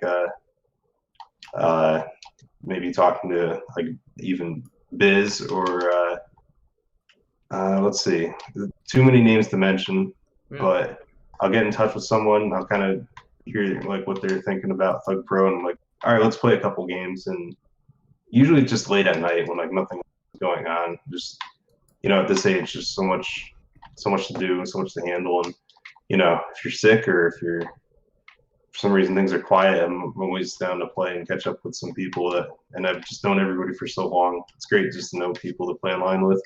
Oh, yeah, for sure. Do you have like a separate Discord group that you're a part of then? Like dev only type of thing, or? Yep, there is a dev chat on there. So we keep in touch like there the most right now. And then I'm always checking out THPSX and THPS Go. I'm not even in the improv like group or anything.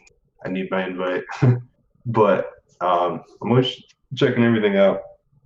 I have it on my phone. I just kind of check it out during like wherever I am at work during the day, or if I can't play. It's just cool to hear from everybody. What do you do for a job? Don't me asking. I've been doing a couple different things. I've been doing like landscaping this whole year, and then that did die down. And I picked up a gig at Amazon, but it's pretty repetitive there. Yeah. It's kind of nuts. There's even the South Park episode on it, and it was like, yeah. Oh, yeah. They took our jobs. Yeah, I remember that episode. Classic. Yeah. Yeah. I've also just helped people out with computer problems and everything. But yeah, that's just what I've been up to now. Is pretty big into landscaping this whole summer. Yeah, I know some people that they just landscape in the summer and they take the winter off. Yeah, it's pretty good. I'm also just really horrible at saving money, so I'm like I gotta pick something up for the winter and everything. But I've known my boss for a while, and we do like fall cleanups and like snow removal and everything. But yeah, just great to work with people that you've like known for a while and everything. Yeah. Mm-hmm. Shane, more from him. Is there a test group for the updates that are to be implemented? Who are the testers? If you can make them public. And then are there any of these testers part of the improv community? Mm-hmm. We've always really wanted to do that, and it's really never been a thing. And just to elaborate, like when we did like early THUGPro updates before Chase, we would just send zip files out with the changes.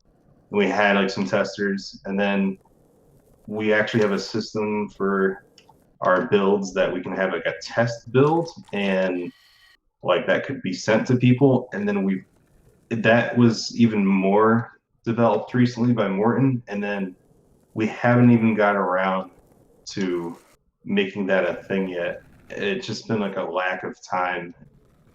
Everything like it actually could be done, but we haven't even got to it. But we would want to like test changes before it's like shipped to the public build and everything yet. So that needs to be done, and we're so close to actually making that a thing, but it actually hasn't been done yet. So it's just been the devs that have been testing things. It's a little bit of a shame because there's people that I think even play more than the devs. Maybe they would even have the better word on the changes. That's crazy. Yeah. Yeah. Cool.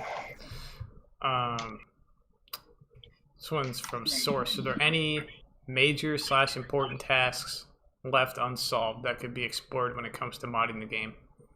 And additionally, is this something you would like the community to help you with? Maybe we've covered this already. Right. But maybe there's something more. Right? I think there's going to be a couple things I'm forgetting. These ideas have come up in like the dev chat Discord. One of them would be like more custom assets available, like custom skater models and level downloading. So if there's custom levels want to join the server, you could like press A or enter to download the level and join it. Yeah, that'd be awesome.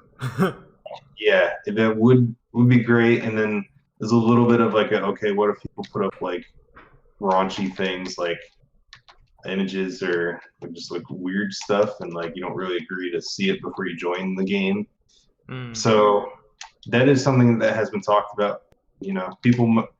A simpler way to look at it is like what people want, like custom deck graphics and things, and that really shouldn't be like a pain or thing for anybody, because that's like a big part of skate culture, like different deck graphics or like models for clothes and things.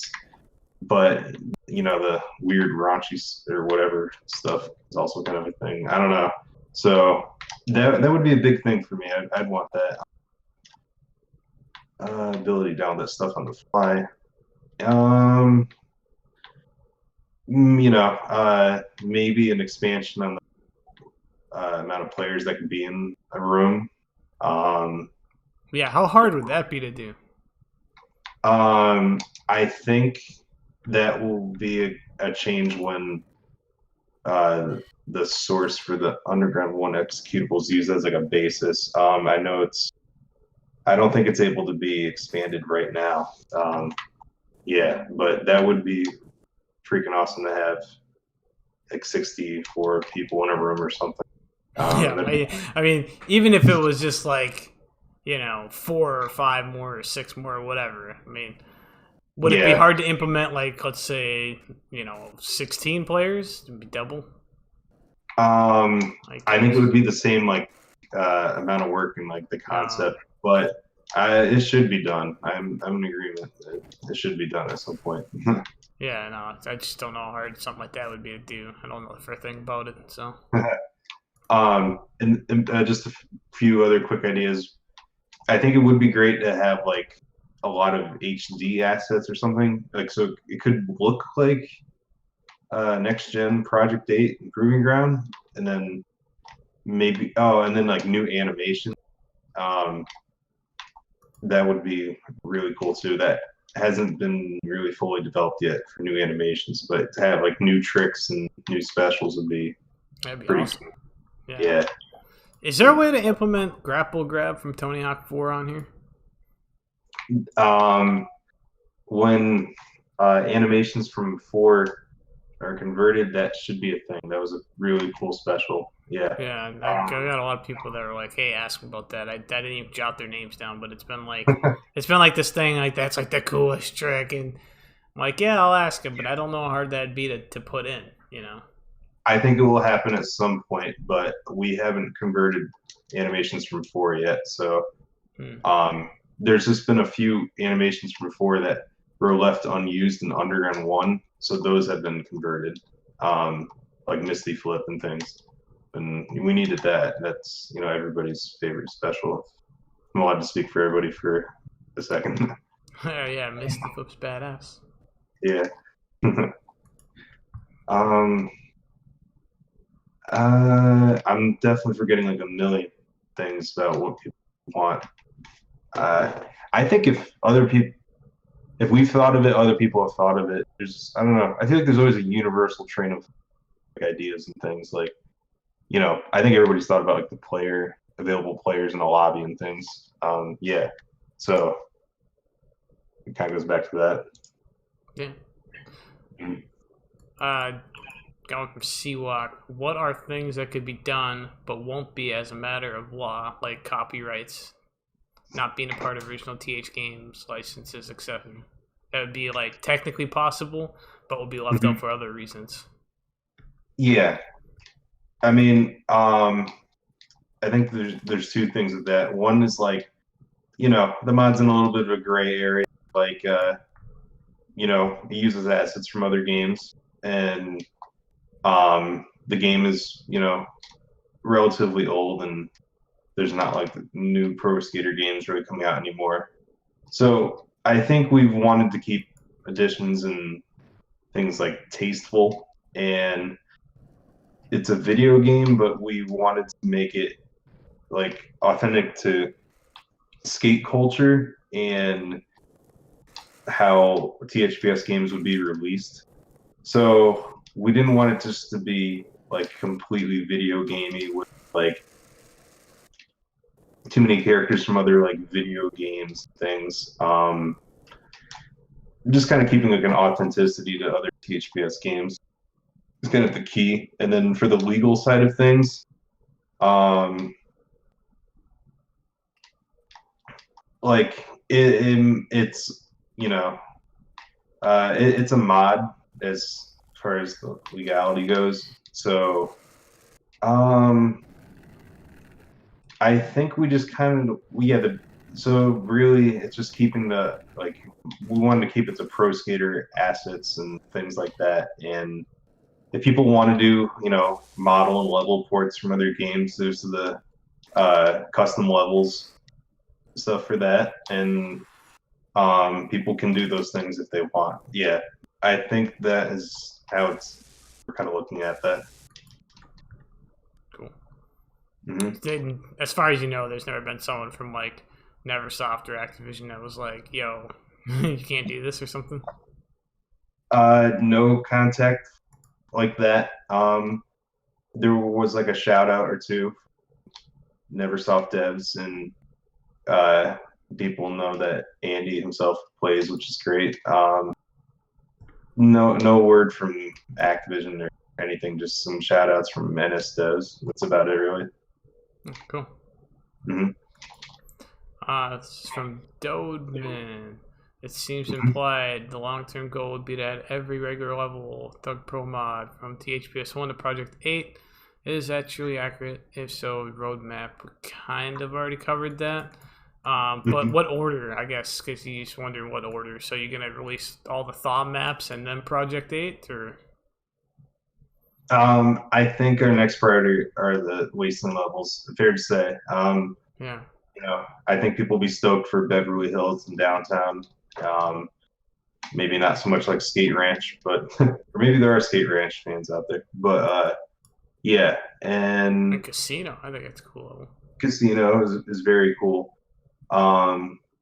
Yeah, we will do the Wasteland levels, and then we wanted to give some updates to the Pro Skater 1 and 2 levels that weren't added yet, kind of making them with some effects that were done for the Wasteland versions with a little more detail and things polished.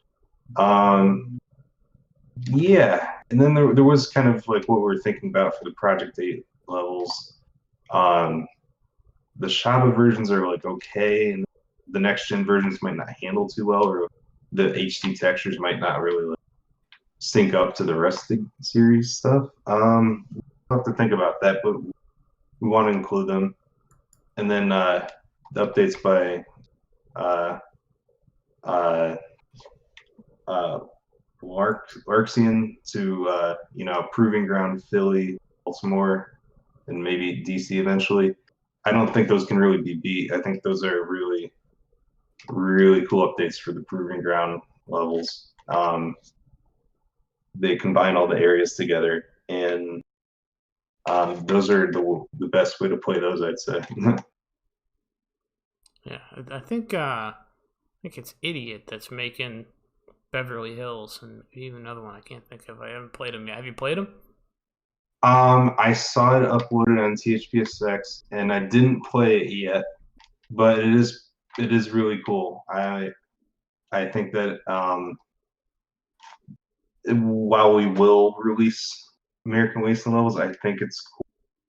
And anybody who's doing anything with Blender for custom levels kind of gets experience too with maybe making changes to the level or learning about how it works. That is cool that he's doing that. Yeah. So if someone from the outside got really good at converting maps, would you ever put them as part of like the dev team, or is it always just going to be the same people no matter what? I think we're open to things. We have wanted to kind of keep like our development, like the development to ourselves, but a couple people like Axel Rocks have contributed like the HD versions of the HUD elements, like the score graphic and everything like that. I don't know. We want to talk to people first and kind of make sure we're on the same page about the changes and everything. Just kind of keeping the authenticity of the original levels in mind and things like that. Well, you know, I think we're open to things like that. We'll talk to them. Yeah. Mm-hmm. Cool. It's another one for Dodeman. Kind of phrased it long, but I'm going to read the whole thing because I think without reading this whole thing, it's just not going to make enough sense. So Sure. Here we go. The primary team for THUGPro Mod has been announced as Morton, Quazz, and Gone. It seems like it is known that KS Skater contributes on occasion. I believe Ellie Led, we talked about that earlier, has been mentioned as helping with testing. Do you have others who contribute? In addition, what does each person from the team focus on? So most of it's already been covered, but maybe like an overview answer. Mm-hmm.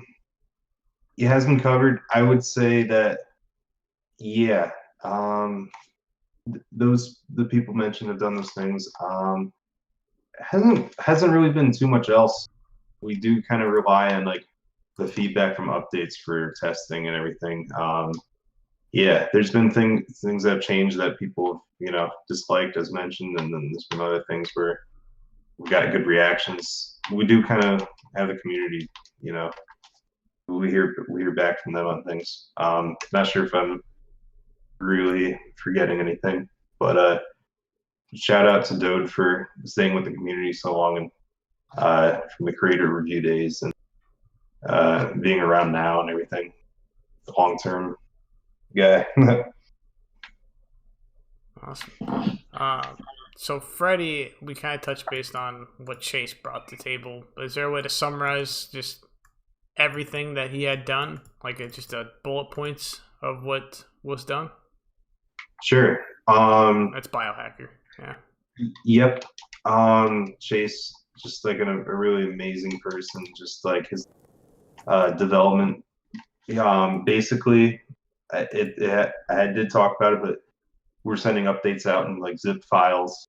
He came in and developed the whole updating system that you see when there's an update. Made all like changes. He sent messages in our group that he sent a message like THUGPro is the project, and that kind of stuck with me in like a corner. And that's what he kind of like dipped out and said that he had to come up with something because at his job, the video conferencing software he's working on was kind of like being like a lot of people were choosing Skype over what he was working on, so he had to like leave. He had to kind of get serious about making some money, and then he came back and checked out like our THPS3 levels update. Played, made changes, helped kind of like kickstart a lot of ideas with developing things, and yeah, he actually introduced us all to GitHub maybe around like 2013 or 14, before people like really knew about it, especially outside of the programming world. Like he's encouraged us to set up the repository. I think we were just sharing files on Dropbox. I actually forgot all about that. So it just made it a more legitimate and faster paced thing. That was great. We were able to contribute changes and kind of dive into that more. Yeah, what hasn't been said about Chase, what an amazing person, a genius and everything. I can't believe we won't be able to play online anymore. Or we were even all thinking of getting together at some point and everything. And it's a really sad thing, really horrible thing that he's not with us anymore. But yeah. Definitely. Mhm. Have you ever met another Tony Hawker outside that is in this community right now? The funny thing is, no. Other than the cousin I mentioned, Yeah. maybe. Well, actually, there's been there's been people I've run into that have said they've heard of THUGPro or something, like their friend plays it or something. Still haven't actually met anybody off the street, like or a friend or something I haven't met yet. And I haven't gone out of my way to meet anybody yet.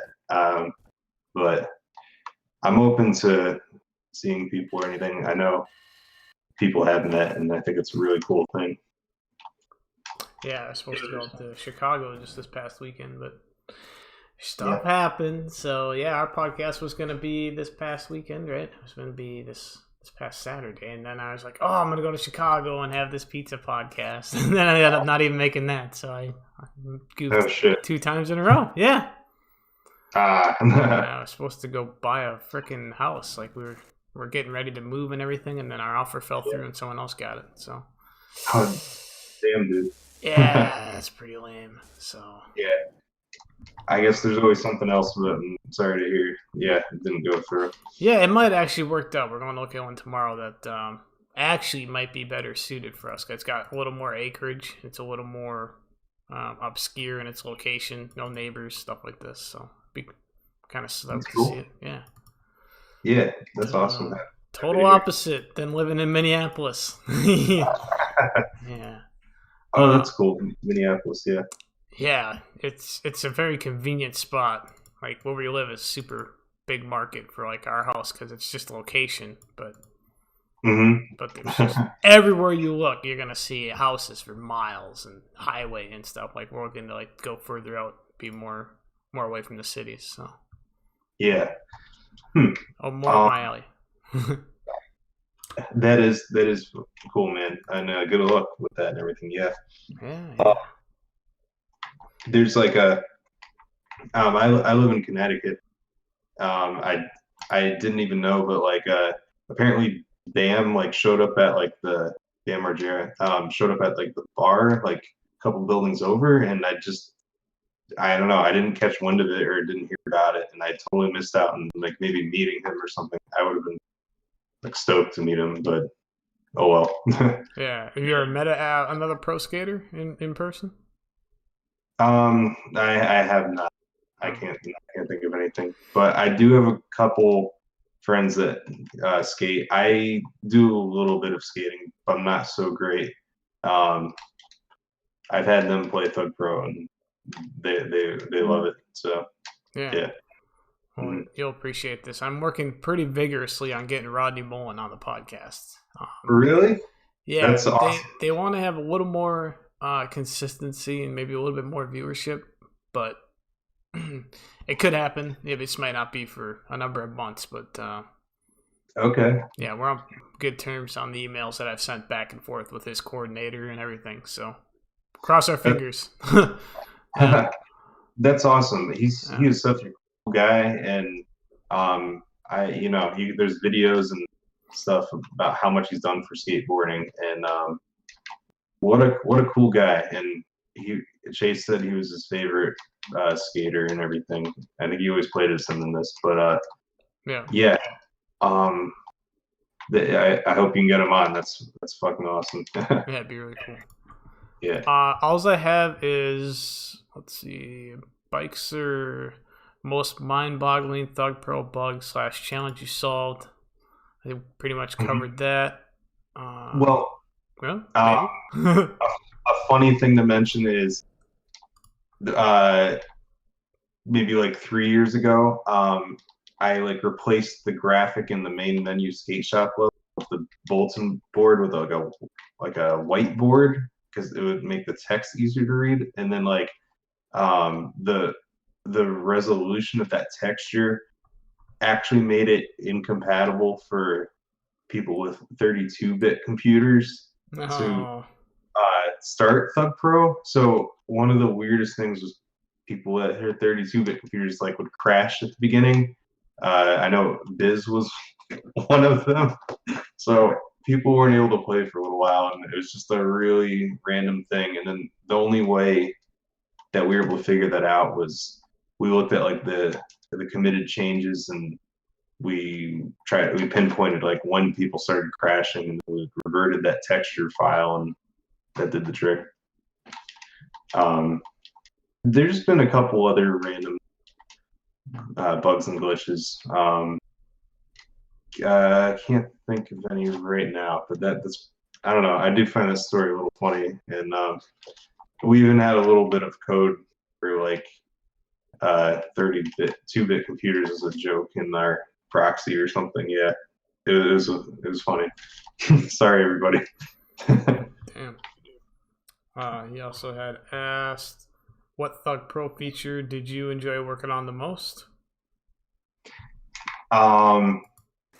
Probably the update with the Pro Skater 3 levels. It was an exciting time. Even just having whenever there was a lot of levels added, that was pretty cool. I think that's been the best. Another good update was when we added created park items, and we want to add more still. Maybe like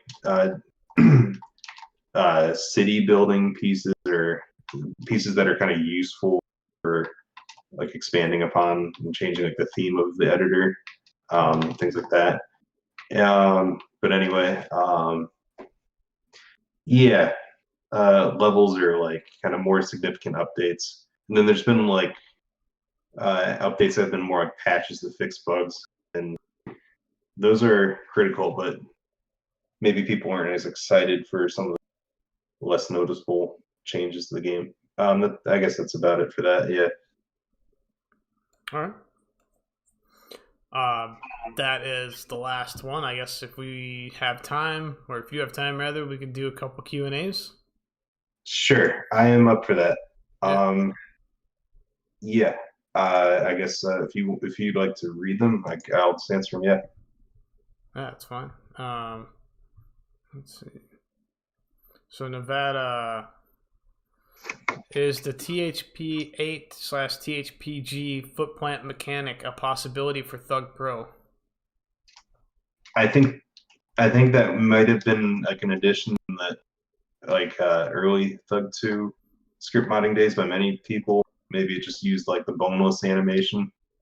I remember when I played Proving Ground that it was a mechanic that I would just kind of forget about, but then I'd remember it. If people want it, I suppose it could be a thing. I know what it is, and I used it in Proving Ground.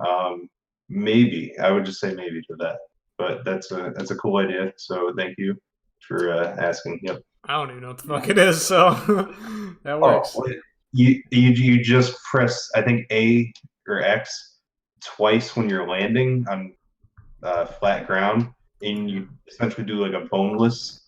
It's just like a little hop, and you could like maintain your combo for another hop without like manualing or something. That's all it is, really. Okay. Yeah. Different. Yeah. Mhm. Ironhawk 2002. Do you guys ever see any Thug 2 remix content coming into THUGPro, i.e., skaters, tricks, levels, etc.? I know the animation files I've already like temporarily added, and the special tricks can be used. They added special tricks for all the characters in Remix, and for some reason I would say the animation for each frame is kind of like jaggy, like the characters kind of like move in their position. As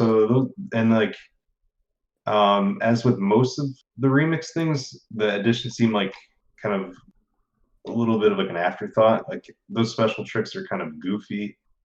And then the characters, and they made to kind of continue Thug 2, they added like a story skater, so it's like a man and like a surfer dude. And on one hand, I feel like those things aren't really like super memorable for anybody that especially didn't play Remix, or even if they did, they're not like, I wouldn't really say they're amazing, but I suppose if people want those things, and maybe if they got a little bit of a resolution upgrade, I guess I don't see why not. But I think that'd be my answer to those questions. There was like an area of the Santa Cruz level that was removed. It's like a boardwalk, and I think it would be nice to see that added back. It was removed in the Wasteland version of the level. I think that if the level's going to be in the game, we might as well add that level back. And now that with Blender and the ability to kind of like transform the levels, we can do that now. So kind of like a sure, like why not, but not a super demand for that sort of thing at the same time. But sure, yeah. Cool. Prebzy, what happened to the THUGPro themed billboards around levels? I mean, ones like THUGPro is really going downhill, or make THUGPro great again. Yeah. I came up with the idea for that because I thought like a couple years ago the lower resolution like billboard in Manhattan and things could be like changed to reflect like updates to THUGPro and or inside jokes like very Neversoft style, like the have gas signs and I think 3 and 4. And like there were people that said like the kind of like the floating banners that we had in college were kind of annoying, just like duplicate images like and everything. And I guess if you see the thing and like it's just the same joke like every time you play, like it just gets old like everything else. And I don't know, then it was just kind of like, okay, what kind of new things with so we kind of took them we took them down. There were people that said like it's just kind of annoying, so I don't know, I don't think we'd really bring it back, so to say, or so to speak, but there were people that said they didn't like it. Just wasn't really a lot of enthusiasm for those things after a while. I guess that answers that. Yeah. Okay. I don't know what this band is, but Tyler, favorite QOTSA album? Oh, Queens of the Stone Age. Oh shit! Yeah, okay. Yeah, I mean, I first heard Millionaire and Underground One, and just thought it was a cool song. I checked out like their music later, and I came up with the online handle Quazz at some point, and then like just because the band uses a Q in their name, I used the Q logo from like their last album, my Discord thing, and I saw them live 2 years ago for the Villains album. I think the band leader Josh is a cool dude, and there's like the older phase of the band, and then the newer albums, and like they're just all so good. I love all of them. I would say that the Songs for the Deaf album 2002 that had Millionaire on it from Underground, I think that just seems to be like the go-to if I just really had to pick one favorite. It's just such a cool album with even have like Dave Grohl on drums, Mark Flanagan doing backup vocals and everything. But that would be my favorite. It also has the song No One Knows on it, and that kind of made the band's popularity explode. I'm sure you've heard of that. Yep. Yeah. Yeah, for sure. Mm-hmm. Are you a Tool fan? I checked out their new album. I think I would say I'm a Tool fan. I'm not too familiar with too many of their other albums, but yeah. Random question. I'm a huge Tool fan, so when they finally released that new album after like 10 plus years, I was like, holy shit. Yeah, right. Yeah, fuck, dude, I think it's fucking amazing. I've listened to it front and back probably like 50 times. Wow. What's your favorite song on there? Favorite song on the new album is the first one, Fear Inoculum. Yeah. That is a cool one. But and then like almost every other song after that's like a close second. I can't even pick a favorite second. For a while it was Invincible. Yeah. And then it was like, yeah, it's so hard to say it. That whole album's crazy. And then Tempest, even though it's like 15 minutes long, is really badass too. So yeah. Yeah, I don't know. That album is pretty cool. I've showered to it even driven to it late, and it's just really cool. I'm glad a band can get back together from not making any album for so long. It means they can get back together. Yeah, for sure. Yeah. Shane, is it possible to get Thug One Create a Skater models in THUGPro? That is interesting, and it's technically possible. And we wanted to add more models from Underground 1 and Pro Skater 4, like into this Create a Skater. And I don't know, it's kind of, we just had a thought for a minute, like, instead of adding all of them, maybe we could just kind of pick like the best ones, like ones that are like more unique and hadn't been brought over. Like, I don't know if we really need like the exact t-shirt models from 4 and Underground 1 in this, but someone even had a post on Reddit that they compared like the same kind of looking skater from Underground 1 and 2 and said like, why are the Underground 2 models all like deformed and goofy? Like Underground 1 just kind of looks better. It's maybe more like serious or something. Mm-hmm. And it's kind of fair. I don't know how much I personally care. I think we will add at least the more unique ones and everything. And we can do that at some point. That hasn't been talked about in a while, but it was brought up at some point. So I think we will, if not all of them, at least more of the unique ones. But I guess that would be my answer to that. Cool. Ironhawk had kind of followed up because we had asked about implementing the Thug 2 remix stuff, and you had mentioned the textures are lower, but he had said that there's a PS2 version of it, so maybe that they're higher res. I'm not sure if that's true or not, but I know exactly what he means, and if I'm not mistaken, there's a PS2 texture file with all those associated with all those models, and it's not even like used by the PSP version, but it's still on the PSP disc.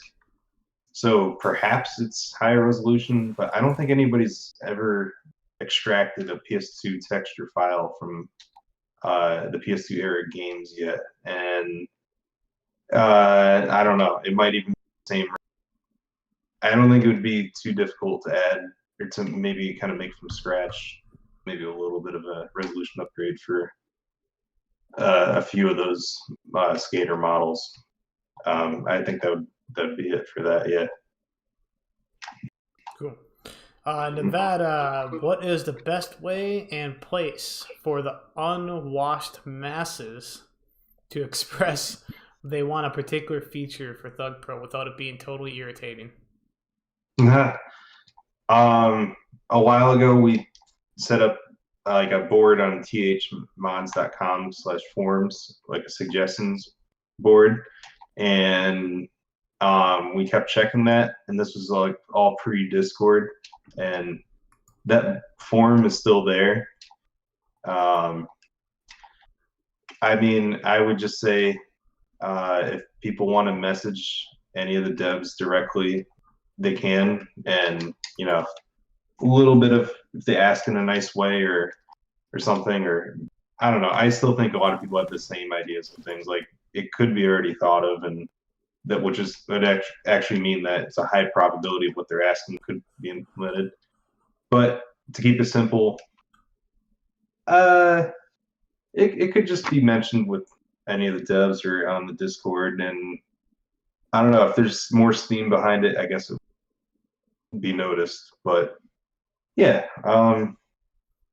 that's about it for that. I'm always excited to hear what people have to say. If they want to shoot me a message directly, that's cool. And it would always be brought up to everybody in the dev group, and I'd always try to give a nice enough courtesy to respond back to that person and say, like, here's kind of what we think, and probably could be done. So, yeah.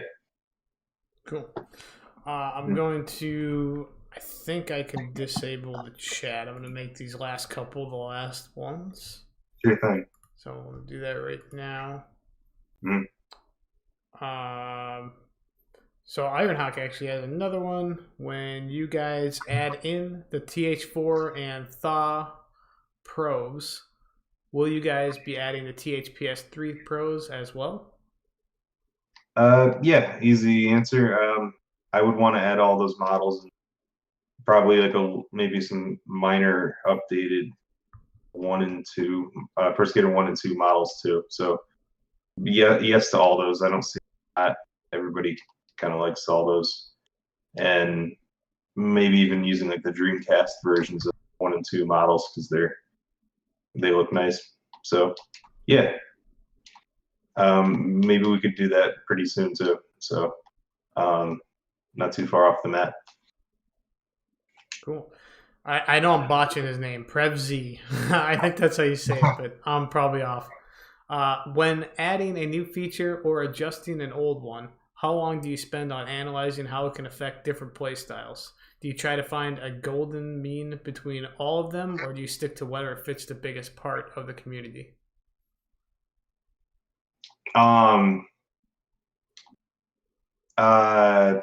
I guess it would be a little bit of both. I lean towards. I mean, the community is like the voice of the people. So I think that's a good way to look at it. Yeah. I don't know. I think everybody that's played for a while and that goes out of their way to find THUGPro has probably like been devoted enough to the series that they've loved how it's been. So I think everybody has a good idea, or in a way, you know, like this is what to expect. So a little bit of community, a little bit of, you know, like how it's been too. So yeah, I kind of like when it all comes.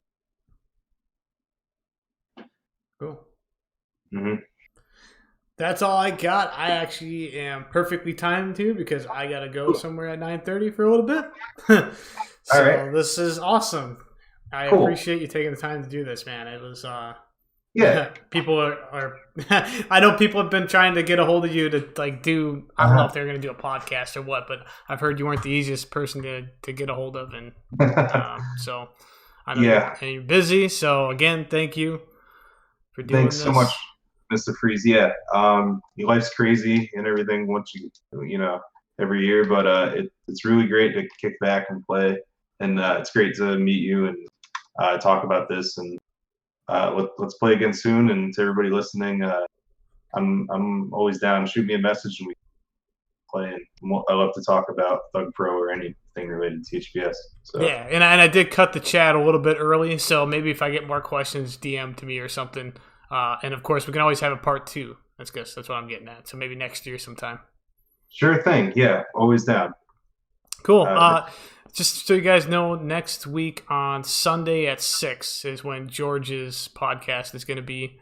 And then the following weekend will be hopefully Morton. I just got to confirm some stuff. So cool. Yeah, thanks for everyone listening. And thanks to Quazz again. And we'll catch you guys later.